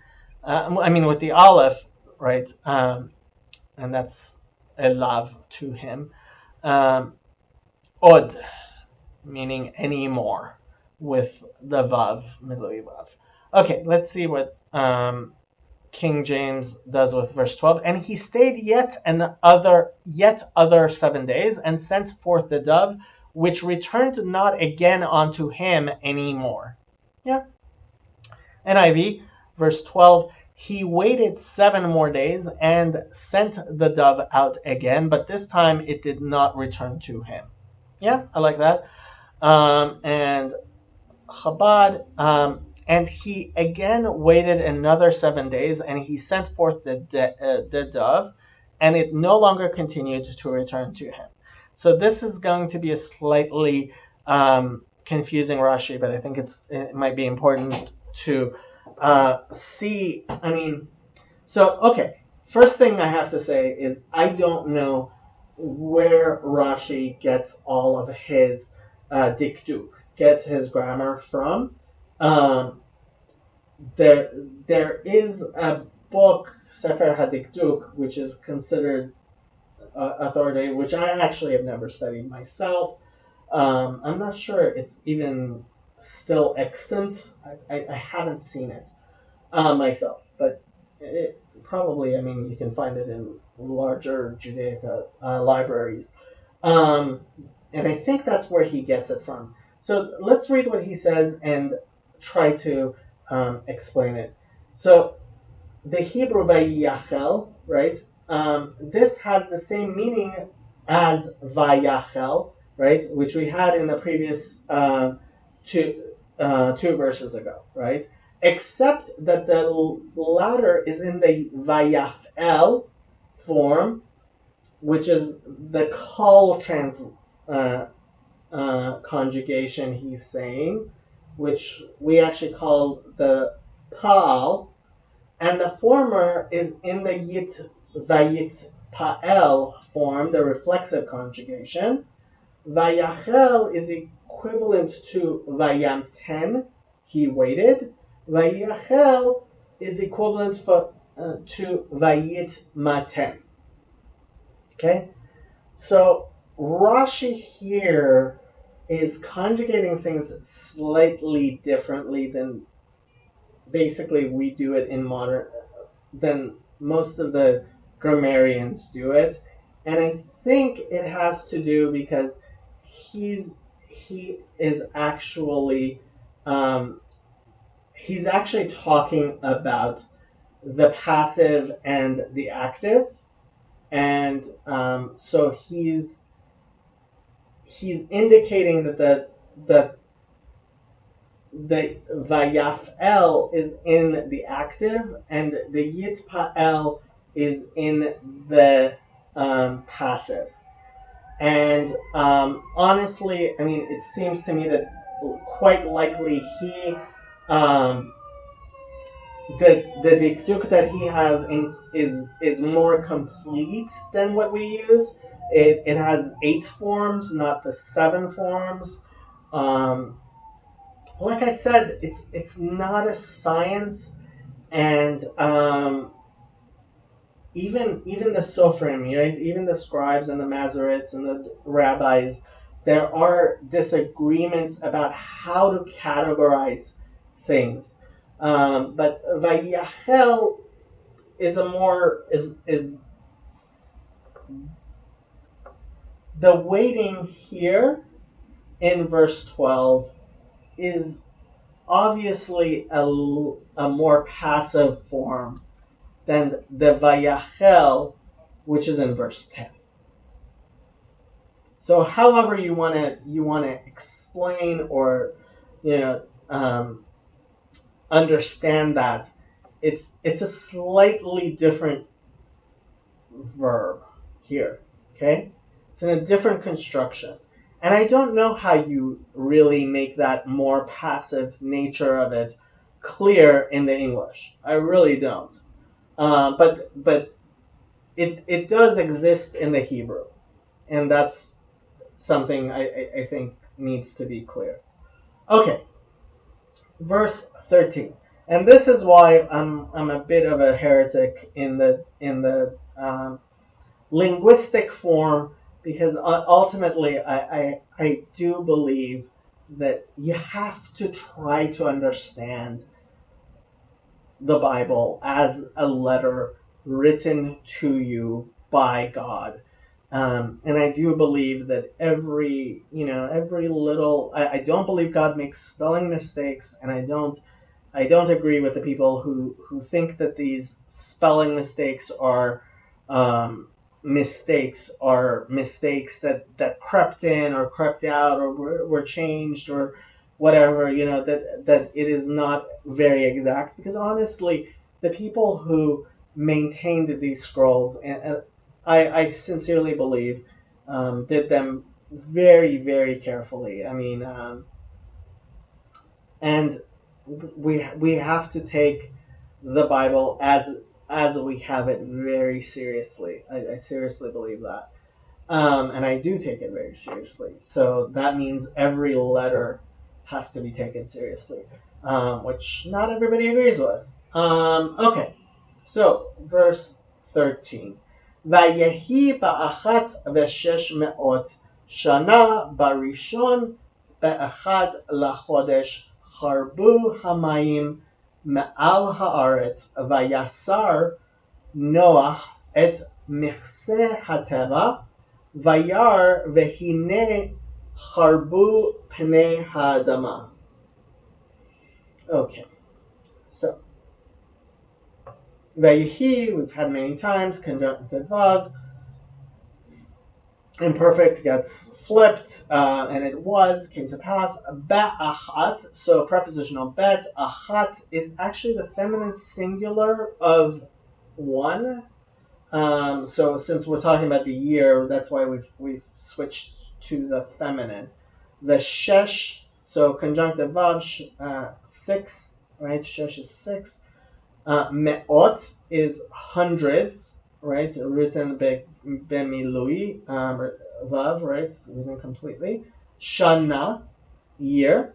Ba rishon, so prepositional bet with the article. Rishon meaning the first, written bemilui again with the vav.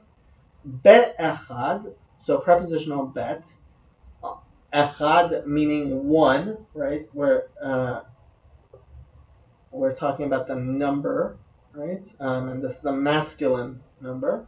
La chodesh, so prepositional lamed with the article. Chodesh meaning month, written bechisaron without the vav. Charbu, so the root here is chet resh bet. And was and they're translating as dried up. I think we've had that before. Does mean dry, but also it refers to sword, right? Charbu hamayim, the waters. Ma'al, prepositional mem, the preposition with the ayin, not aleph. Haaretz, the earth with the article. Vayasar, so conjunctive vav, this they are saying is in the hif'il. The verb, I believe, is samech vav resh. Yeah, to turn side. I would use the conjunction here. I think hey samech resh is what I would say is the root. That is how I would do it. But they're doing samech vav resh. Well, there's definitely a samech and a resh there. How exactly you're going to do it, you might want to look in the concordance to understand this particular verse. To remove, that's how I would translate it. They're saying it's in the hif'il imperfect.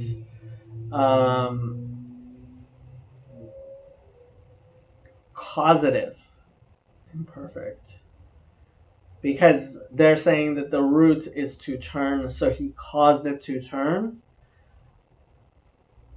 I actually would say that this is not the same as the root sin vav resh, which they're trying to use. I would say that there is a different root Hey Sin Resh, which means to remove. They're saying Hefil that, yeah. So they're making that into the Hefil and the causative, which seems a little strange to me because yeah, I think we're just disagreeing on whether this is the same root or a different root. Noach is his name. Et is the direct object marker. Michse, right? So chaf samech hey is the root to cover. Michse is a covering, right? So like mikdash we said, and ma'achal, right? Mechse, a covering, is a covering. Ha teva, article, and teva is the ark. Vayar, so conjunctive vav. The yud, I would say here, is in the imperfect of resh aleph hey, being the root here is to see, right? Yeah, here vayar, and he looked, right? Vehine, so conjunctive vav, hine is the interjection to behold. Harbu, so the root is chet resh bet, which we spoke about. This is in the third person collective um, um, plural. So it's talking about the waters, right? Even though water doesn't show up here. I guess you could say that Harbu possibly goes on Pnei Hadama. I don't think that makes sense. I would say, and it seems to me that the Hamayim Harbu mi Pnei Hadama. No, I guess maybe, yeah, Harbu is going off of Pnei Hadama, right? It is in the construct form with the article and Adama, land. Let's see how King James does verse 13. And it came to pass in the 601st year, in the first month, the first day of the month, the waters were dried up from off the earth, and Noah, behold, removed the covering of the ark, and looked, and behold, the face of the ground was dry. Yeah, they're saying Harbu is going off the face of the ground, which I can understand. Verse 13, by the first day of the first month of Noah's 601st year, the water had dried up from the earth. Noah then removed the covering from the ark and saw that the surface of the ground was dry. Very similarly, Chabad, verse 13, and it came to pass in the 601st year, in the first month, on the first of the month, that the waters dried up from upon the earth, and Noah removed the covering of the ark, and he saw, and behold, the surface of the ground had dried up. And you can look at the Rashis if to see the disagreement which month they're talking about in the Talmud. Okay, so verse and yeah, removed the covering. The waters had dried. Hamayim ma'al. See, it seems to me that Harbu is going off of Hamayim. I guess not. Maybe Harbu, is dried. The surface of the land. I guess that makes no sense. That's how everybody's translating it. I will concede. Okay, verse 14. ובחודש השני בשבעה ועשרים יום לחודש, Yavsha haaretz. Okay, so conjunctive vav, prepositional bet with the article. Chodesh is month, written bechisaron without the vav. Hasheni, the second. Beshiv'a ve'esrim. So prepositional bet, shiv'a is 7. Conjunctive vav, esrim is 20. Yom, day, written with the vav. La chodesh, so prepositional lamed with the article. Chodesh, written bechisaron without the vav. Yavsha, so the root is yud bet shin, and it is in the feminine singular because we're going off aretz. Aretz is land, haaretz, right, with the article. And there is a samach here telling you that there is a satum, there is a closed space in the scroll. Pretty simple, I think. Verse 14, and in the second month, on the 7th and 20th day of the month, was the earth dried. Right? And we're using a different word for dry than the ones we had before. Okay. Verse 14, by the 27th day of the second month, the earth was completely dry. Okay? So that's how they're translating the difference. Yeah, and Rashi kind of explains the difference between harbo and yavsha, right? Okay. And in the second month, on the 27th day of the month, the earth was dry.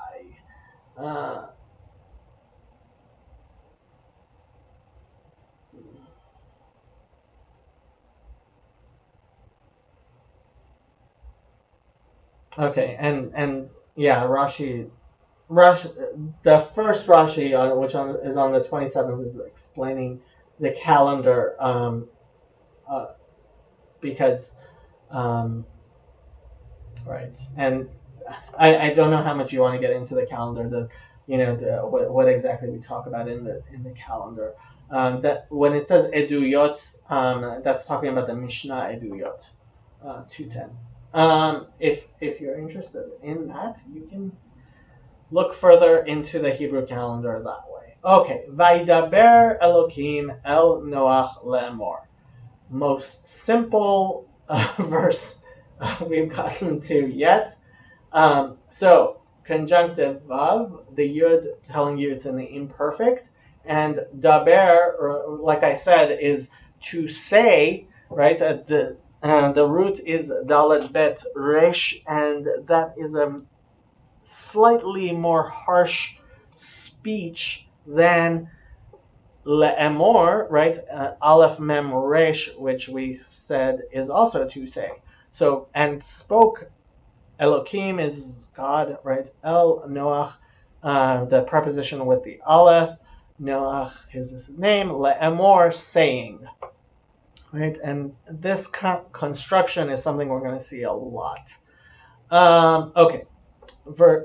King James, verse 15. And God spake unto Noah, saying. Okay. NIV. Then God said to Noah. Okay. And Chabad, and God spoke to Noah, saying. Right. Don't know how you're going to keep daber and lemor, ledaber and lemor separate, but those are two ways of speaking. Okay.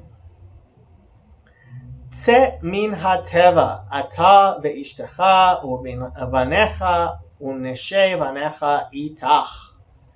Okay, so tzet is the command form of letzet, right, which I would say is tzaddik aleph hey, to leave, right? The hey absconded.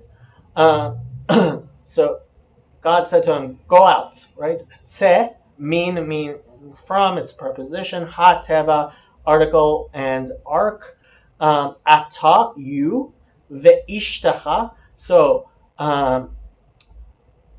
conjunctive vav, isha is woman, ishtecha is your wife. The hey turns into a taf. And your wife, and you'll notice the chaf, right, is this is the masculine. Ishtecha is masculine. Uvanecha. So again, conjunctive vav. Vanim is sons. Vanecha is your sons, and the chaf with the patach is not with the patach. That's the segol. Sorry. What am I saying? That's a kamatz. I am sorry. Getting kind of late here. Ve'ishtecha umanecha uneshech vanecha, and the wives of your sons, right? Conjunctive vav. Nashim is women. Nashe is the construct form with vanecha, your sons, like we had before. Itach, right? And that's the direct object marker being used as a preposition, and I don't know why they do this. They're saying masculine singular. No, it's not in the masculine singular. It's in the masculine. It's in the feminine singular. Itach is feminine, and we've had this before, and it happens. And what exactly it means is something you might want to pay attention to. Okay, but it's not something you will see in the English, because we don't distinguish in the English. So go forth of the ark, thou and thy wife and thy sons and thy sons' wives with thee. Okay, NIV. Come out of the ark, you and your wife and your sons and their wives. They didn't do with thee. I don't know why. Okay. Go out of the ark, you and your wife and your sons wives with you. Okay. You can read the Rashis there if you like. 17. Kol hachaya asher itcha mikol basar ba'of uva behema uvechol haromes al haaretz hayotze, although it's written hotze, right? It's written with a vav, but it's read with a yud. Itach veshartzu ba'aretz ufaru rabu al haaretz. Okay, so kol hachaya, kol meaning all, ha is the and in the is the article, chaya is living thing. It's in the feminine singular. You could say wild animals. Asher is the pronoun relative, here being used really as the verb to be. Asher itecha, so direct object marker is being used as the preposition. Second person masculine singular, itecha, with you. Mi kol, so prepositional mem, kol is the all, right? Of all. Basar, meaning flesh. Ba'of, so prepositional bet with the article. Of, written completely with the vav, birds. It's in the singular, bird. Uva behema, conjunctive vav, prepositional bet with the article. Behema, behemoth or animal, livestock, cattle. Uvachol, and conjunctive vav, prepositional bet without the article. Chol, meaning all. Haromes, right? So article, hey, romes, haremes, haromes, right? Every creeping thing that creeps, right? We've had this before. This is written bechisaron. It does not have the vav, the romes, as I believe sometimes it did before. Yeah, and I've been translating remes consistently as creeping and sheretz as swarming. I don't know if they've been doing that consistently. I think sometimes it's translating sheretz as creeping as well. However you want to do it, there's sheretz and there's remes, which is used differently. Al is the preposition with the ayin, haaretz. So the article hey aretz, land, right? So it's written hey vav tzadik aleph, which usually you would actually read hotze would actually be in the hotze. If you were reading hotze, you would be that takes out, right? Hotze would be the hefil maybe, but how we read it is hayetze, right? So the hey we're reading here not isn't as in the hefil like they're trying to do, but as an article, and yetze is that goes out. Um, yeah, yeah. So that would be actually in the imperfect, and then yetze. So this is a curious part here. I'm wondering what Rashi says. Itach. Again, the direct object marker is being used as a preposition, but the second person masculine, the second person singular is in the feminine, not the masculine. Veshartsu, so conjunctive vav, sheretz, right? Shin, resh, tzadik. I translate as swarm, and they're translating as to abound, right? Shin, resh, tzadik is the root. The vav is the third person collective plural or masculine plural. And this, even though it's in the perfect, the vav is going to flip it to, and they shall abound, right? They shall swarm. Ba'aretz, so prepositional bet with the article. Eretz is the land. Ufaru, so conjunctive vav. And again, so uh, the root I would say is pe, resh, hey, to be fruitful, right? Like pre, which is fruit, paru, and they shall, because the vav is flipping it from the perfect to the imperfect. Ufaru, and they shall be fruitful. Verabu, and they shall multiply, right? From ravat, meaning great, ribui, right? Al is the preposition with the ayin, haaretz, article, and land. Okay, let's look at verse 17 in the King James. Bring forth with thee every living thing that is with thee, of all flesh, both of fowl and of cattle, and of every creeping thing that creepeth upon the earth, that they may breed abundantly in the earth, and be fruitful and multiply upon the earth. Okay? NIV, bring out every kind of living creature that is with you, the birds, the animals, and all the creatures that move along the ground, so they can multiply on the earth and be fruitful and increase in number on it. I agree with the NIV better than the King James, but let's look at Chabad. Every living thing that is with you, of all flesh, of fowl, and of animals, and of all creeping things that creep on the earth, bring out with you, and they shall swarm upon the earth,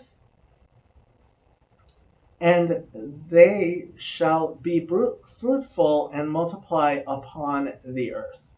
Okay, so Rashi is gonna comment on why it's written hotze and said hayetze, right? So bring out. It is written hotze, but it is read hayetze. Hayetze means tell them that they should come out.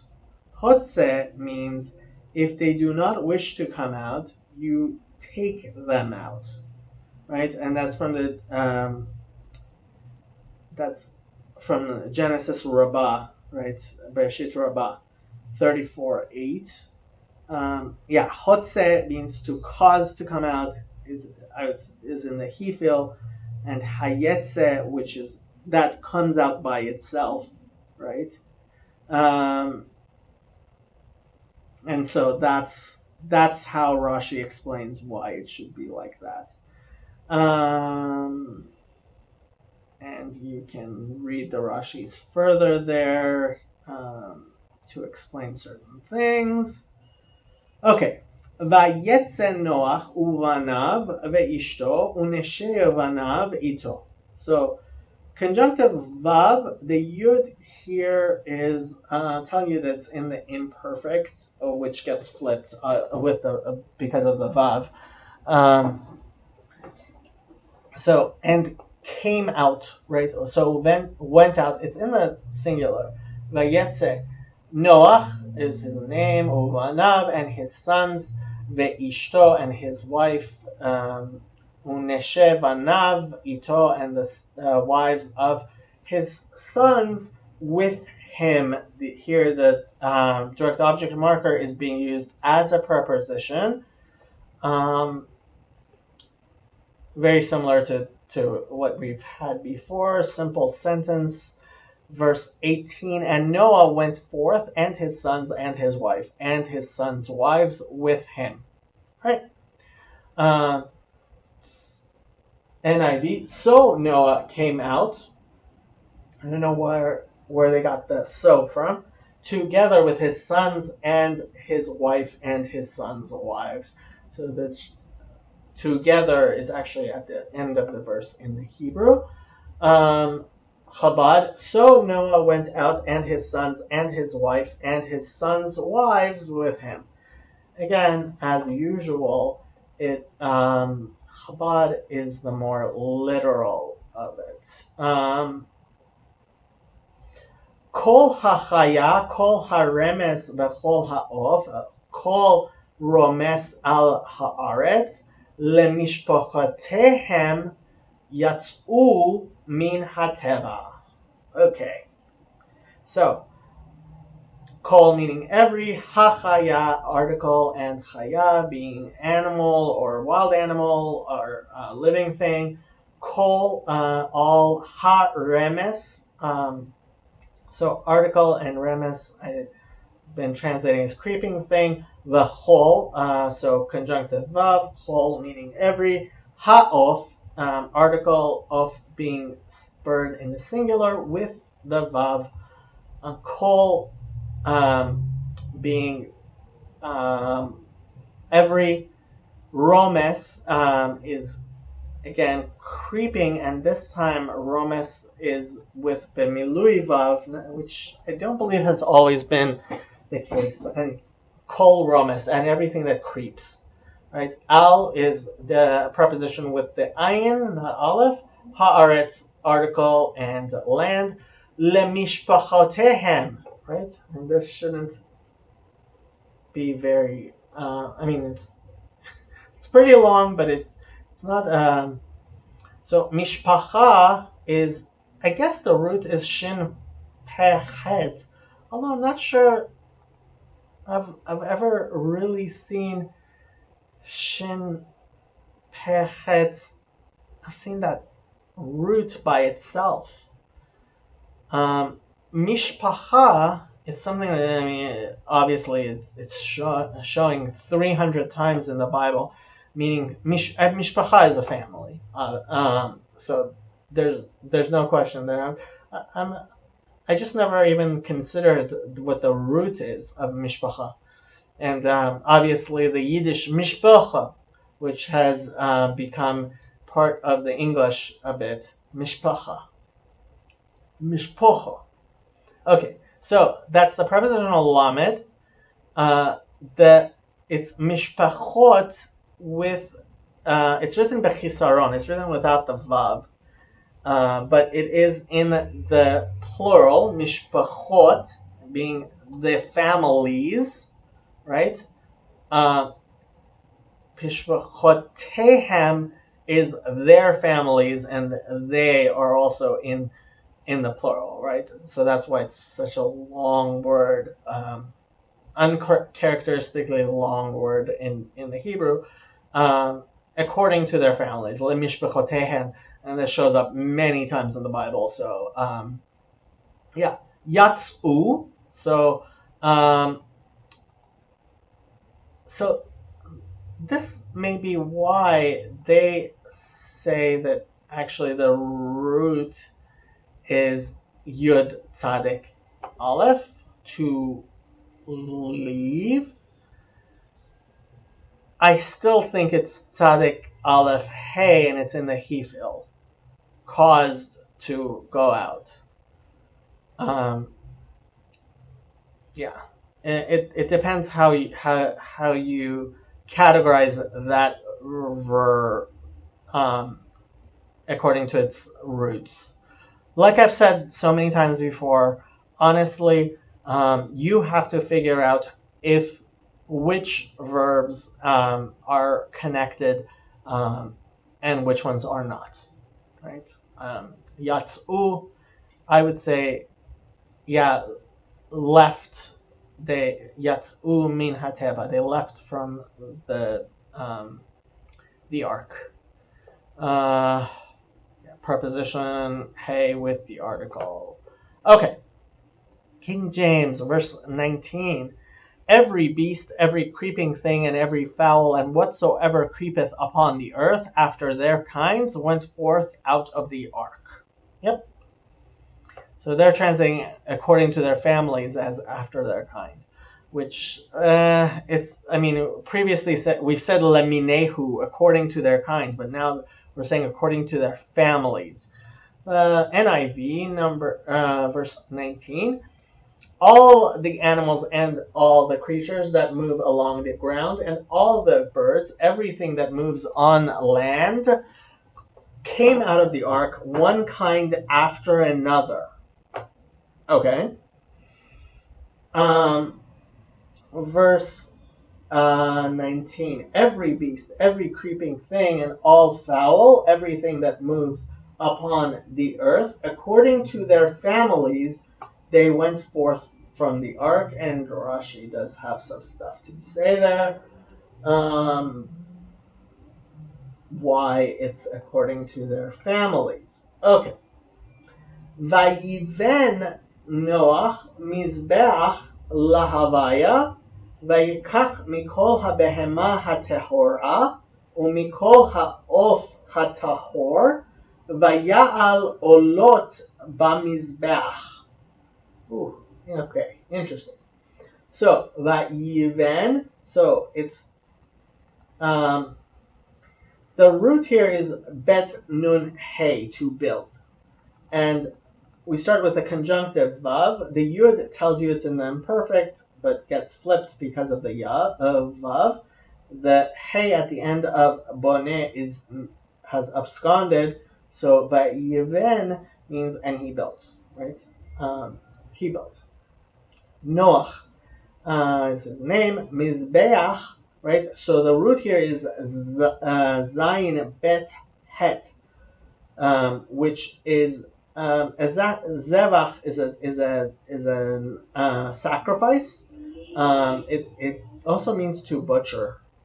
So zayin bet het is the root. Mizbeach, like mikdash, is an altar where you sacrifice things, right? Mizbeach, a place where you slaughter. Mizbeach lahavaya, so prepositional lamed, the tetragrammaton, vayikach, so conjunctive vav, lekachat, we've had that root before. Qof het, the yud makes it into the imperfect, which gets flipped because of the vav, and so he took. Mi kol, prepositional mem, kol being all, ha behema, article, and behemoth, or cattle, or animal, ha tehora. So the article and tehora, meaning pure, right? Tahor. Here written bemilui vav. It's written with the vav completely, tehora. Behema tehora, right? It's in the feminine because behema is in the feminine. Pure animal, cattle, right? Like I said, in Judaism, we basically say a chaya is a wild animal and a behema is a domesticated animal. U mikol, and so conjunctive vav, prepositional mem, kol meaning all. Ha of, article of is bird in the singular with the vav. Ha tahor, article tahor this time is written bechisaron. It's written without the vav. Vaya'al olot b'mizbeach. So the root is ayin lamed he, which means to rise. Alot, right, means to rise. Vaya'al means he caused. It's in the hif'il. So it's in the imperfect of the hif'il, but becomes perfect, becomes completed because of the vav, which is flipping it. And he raised up. They're translating offer. Olot means offerings. They're translating it as burnt offerings, and the reason why is when we refer to olot, we say that they rise up because they rise up in smoke because they are burnt completely.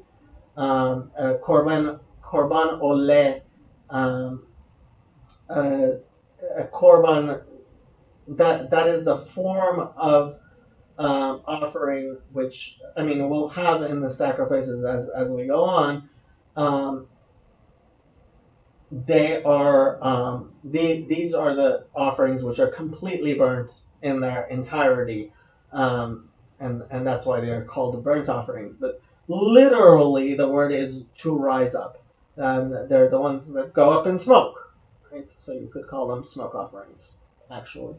Okay, and curiously, olot here is written bechisaron twice, right? So it could be written ayin vav lamed vav taf, right? Because this is in the feminine plural, but it's missing both vavs, right? With olot ba mizbeach, prepositional bet with the article mizbeach, as we spoke about, is an altar, specific type. King James, verse 20. And Noah builded an altar unto the Lord, and took of every clean beast and of every clean fowl, and offered burnt offerings on the altar. NIV, then Noah built an altar to the Lord. Not sure where they decided and then, but okay.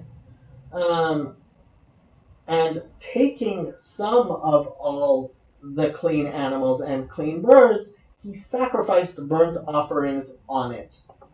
Yeah, seems good. Let's see, Chabad. And Noah built an altar to the Lord, and he took of all the clean animals and of all the clean fowl, and brought up burnt offerings on the altar. See, and this is one of the reasons. So vaya'al, they say brought up, right? Okay. not gonna do the Rashi's there. Verse 21. Vayarach Havaya et reach hanichoach vayomer Havaya el libo lo osif lekalel od et ha'adama ba'avur ha'adam ki yetzer lev ha'adam ra mine'urav velo osif od lahakot et kol chai ka'asher asiti. Very interesting verse. So, conjunctive vav. So, reach, what the exact root here is, they're saying it's in the hifil. Resh het, resh yud het, resh vav het, maybe. Or yeah, resh vav het is a, right, ruach is, so ruach is we say a soul. It is a wind, right? So if you are saying that this is in the hifil, right, in the causative, right, to smell is kind of to cause a wind in a sense. So that's why they're saying it's in the hifil. Yeah, I'm gonna have to agree with them. I think I do agree with them that the root is resh vav het, and here it's in the hifil, the yarach, so it's in the imperfect, right? And God, although you might say that the root is actually resh het, hey is a different root from ruach, and means to smell. You can use your concordance and try to figure out this this verb, although it does show up several times, right? And it does make sense to say that it comes from ruach, from wind slash ghost slash spirit, right? Vayarach havaya, right? The tetragrammaton. Et is the direct object of marker. Reach is an aroma, right? Ruach is a wind or a spirit. A reach is always used as an aroma, which is why I think you might possibly want to say that this is a different verb. Possibly the root is resh yud het, and the other is resh vav het. And of course, like we said, there are those who say that Semitic roots actually derive from two letters, right? So you might say resh het is the true root. Okay. Reach nichoach is something that shows up a lot. It is a good smell. It is the root, I guess, is a nun het het, right? Which is similar to nun het, but reach nichoach is something that shows up a lot in the Bible. A sweet smell. It's oftentimes translated. And nichoach here is written with the yud but without the vav. Okay? So, and you can use your concordance here, but reach nichoach with the article, so it is the soothing aroma, the sweet smell, right? Vayomer, so conjunctive vav, yomer we've had many times. It's in the imperfect but gets flipped of aleph mem resh. Havaya, right? The tetragrammaton. El, so this is the preposition with the aleph, not ayin. Libo, lev is heart. Now, notice in Judaism we actually pay attention to the difference between lev and levav, right? Both of those nouns show up in the Bible. Um, Sometimes it is written lev, and it's always translated as heart. That's what it's talking about. But in Judaism, we say that a lev with a one bet is actually a pure heart, while a levav is a heart that has the evil inclination as well. And that's something that shows up throughout the Bible. I don't know how many times levav shows up. Lev is definitely the more common one, but levav shows up at least in the Shema, where we darshan it, where we understand, and that's a interesting. When we get there in Deuteronomy, we'll talk about it. But libo, his heart, right? Lo osif, lo means not, osif, right? The aleph is telling you it's in an imperfect first person singular, right? And we've discussed this verb before. They have it in the hefil, which makes sense. Osif um, is written bechisaron. There's no yud here, but osif. I will add to. I will again osif. I will not again, right? Lekalel, and we've discussed the root qaf lamed lamed, meaning to curse, right? Lekalel od, more, written with the vav. Et is the direct object marker. Ha'adama, article, and we're back to using adama, which I always translate as clay, because it comes from red, right? And as opposed to aretz. Ba'avur.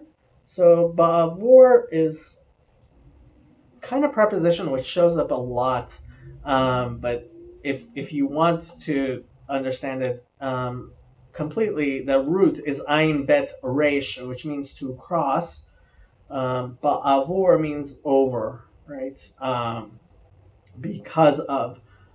So the prepositional bet, I think that has an article, but yeah, ba'avor, because of, on account of. This shows up a lot. I mean, you can use your concordance. Ba'avor means because of. Ha'adam, so article and man. Ki, they're translating as although.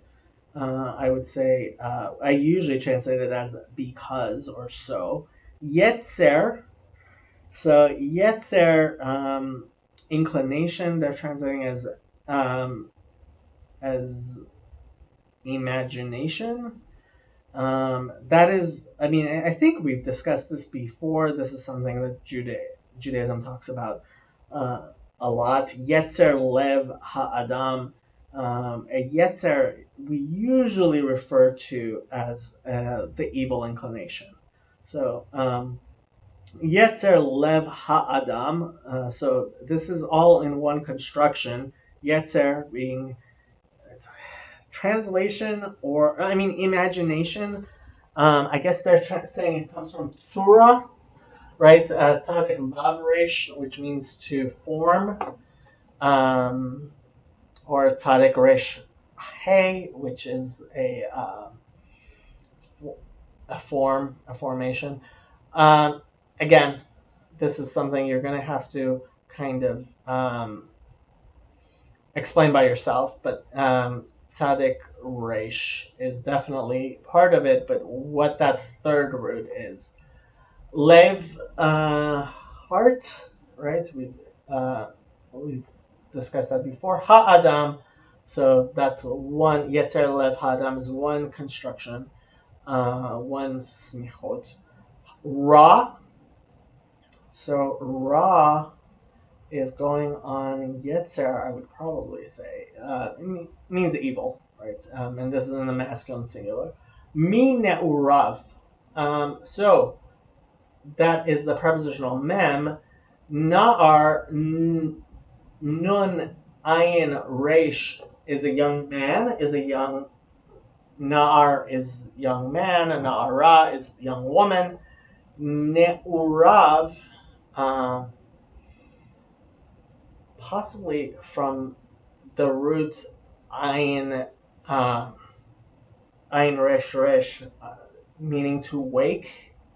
So Nar might actually be, might come from the root to awake, but it means youth. Mi ne'urav, from his youth, right? Ne'urav, written bechisaron. There could be a vav here between the ayin and the resh.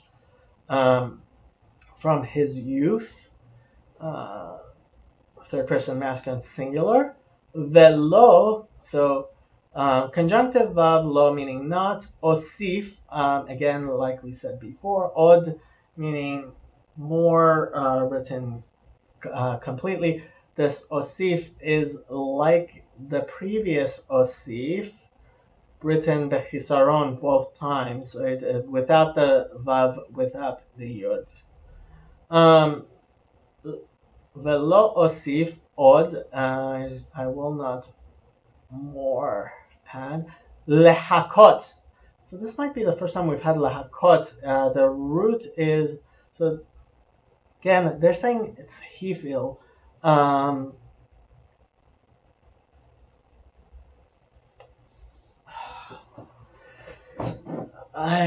not sure I agree with that. I think we discussed this before. To strike, I think we did describe it before. They're translating destroy, but we usually translate that to strike. And you can look at the concordance and try to figure that out a little bit more. Maybe in the hefil, as they say. Et is the direct object marker. Kol meaning every. Chai, living thing, in the masculine singular. Ka asher with the prepositional chaf. Asher, the pronoun relative, I usually translate as that. So ka asher, as, makes sense. Asiti is the root is ein sin he. Asiti is the first person singular of the perfect. I made all that I made. Let's see what King James does with verse 21. And the Lord smelled a sweet savor, and the Lord said in his heart, I will not again curse the ground any more for man's sake, for the imagination of man's heart is evil from his youth, neither will I again smite any more everything living as I have done. Yeah, I pretty much how I would translate it. Let's see what NIV did with it. The Lord smelled the pleasing aroma and said in his heart, never again will I curse the ground because of humans, even though every inclination of the human heart is evil from childhood, and never again will I destroy all living creatures as I have done. The root, or humans, for even though, I guess they're trying to explain, I'm not sure, ba'avur ha'adam, okay, ba'avur ha'adam, on account of, or even though.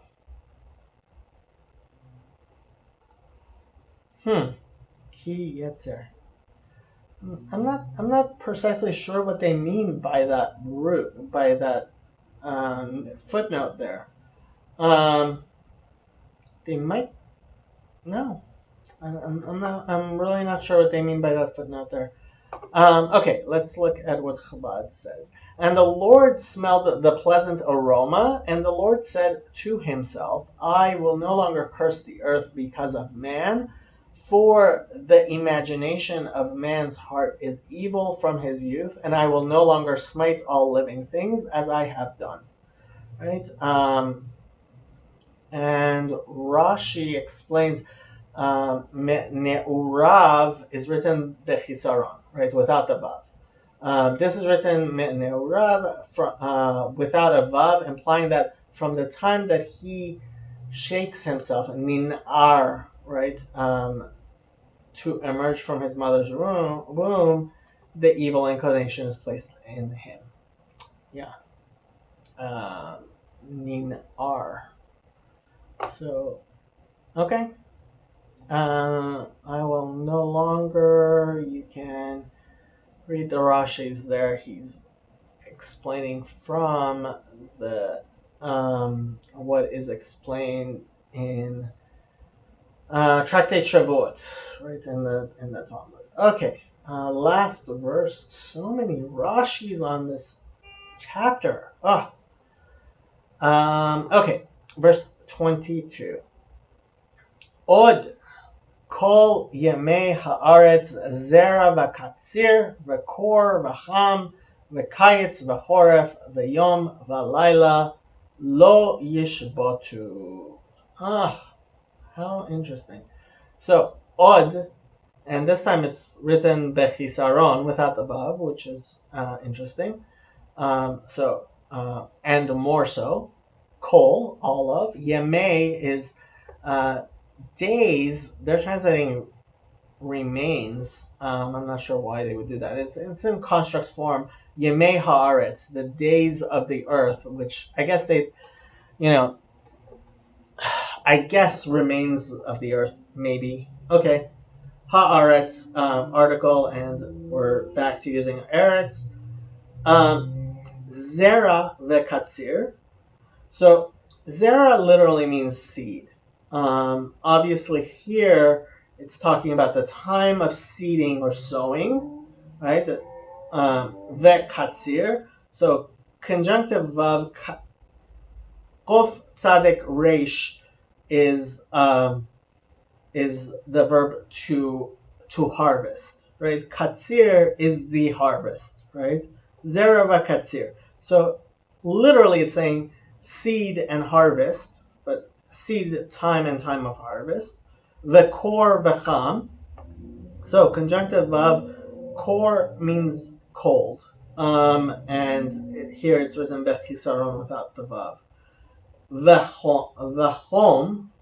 So conjunctive vav, hom meaning heat, right? Cham means hot. Hom written without the vav, so written bechisaron.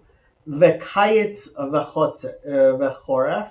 So conjunctive vav, kayitz is the summer, and it may be related to the root end, kitzeh. The Jewish New Year starts actually in the fall. So Rosh Hashanah, the beginning of the year, is at the end of the summer. Okay? The Kayitz, the Choref. So conjunctive of Choref means winter. I'm not even sure what the root Chaf Resh Pei is used in other. Well, no, Cherfa is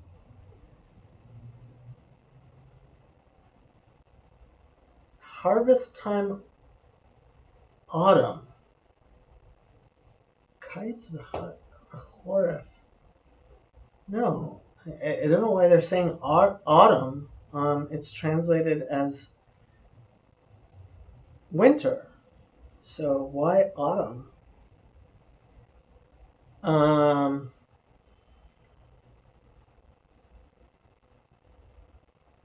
Kites are Choref. No, Choref is winter. I'm very confused why they're trying. Time to gather, figures of ripeness of age, cold winter. Okay. You can use your concordance. I don't understand why they would say uh, autumn. Kites of Horef. Horef is at least in modern Hebrew, it's definitely winter, and I don't remember it being used as autumn. Okay, Veyom Velaila. So conjunctive vav, yom written with the vav, va laila. So conjunctive vav again, laila meaning night. So day and night. Lo yishbotu. So the root here is shin bet taf, right? Shabbat, Sabbath. Um, and the yud is telling you it's in the imperfect. The vav is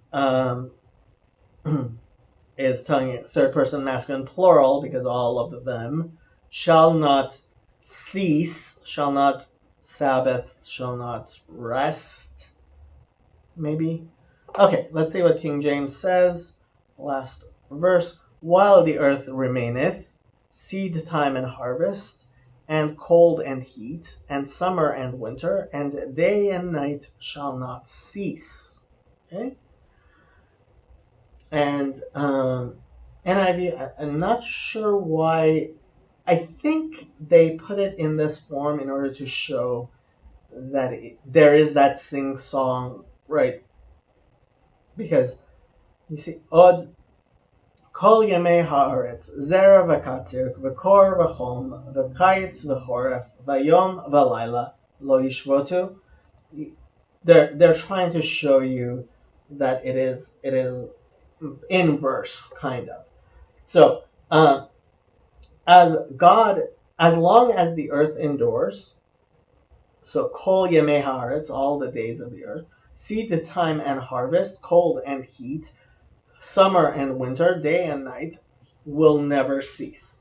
See, so long as the earth exists, seed time and harvest, cold and heat, summer and winter, and day and night shall not cease.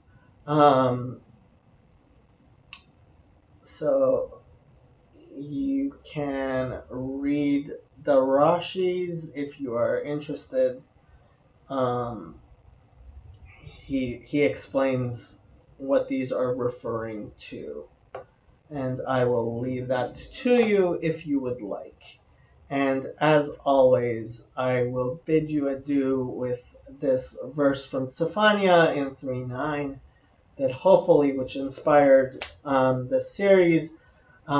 Ki az epoch el amim safa berura likrok hulam b'shem havaya le'ovdo shchem echad, because thus I will turn over, restore, invert, rejuvenate upon the peoples, all the peoples. Safa berura, clear language, likrok hulam, for all of them to call Beshem Havaya, in the name of God, Le'ovdo, to serve him, Shchem Echad, with one shoulder, with one accord, like two animals that are that have the same yoke upon their necks. Shalom.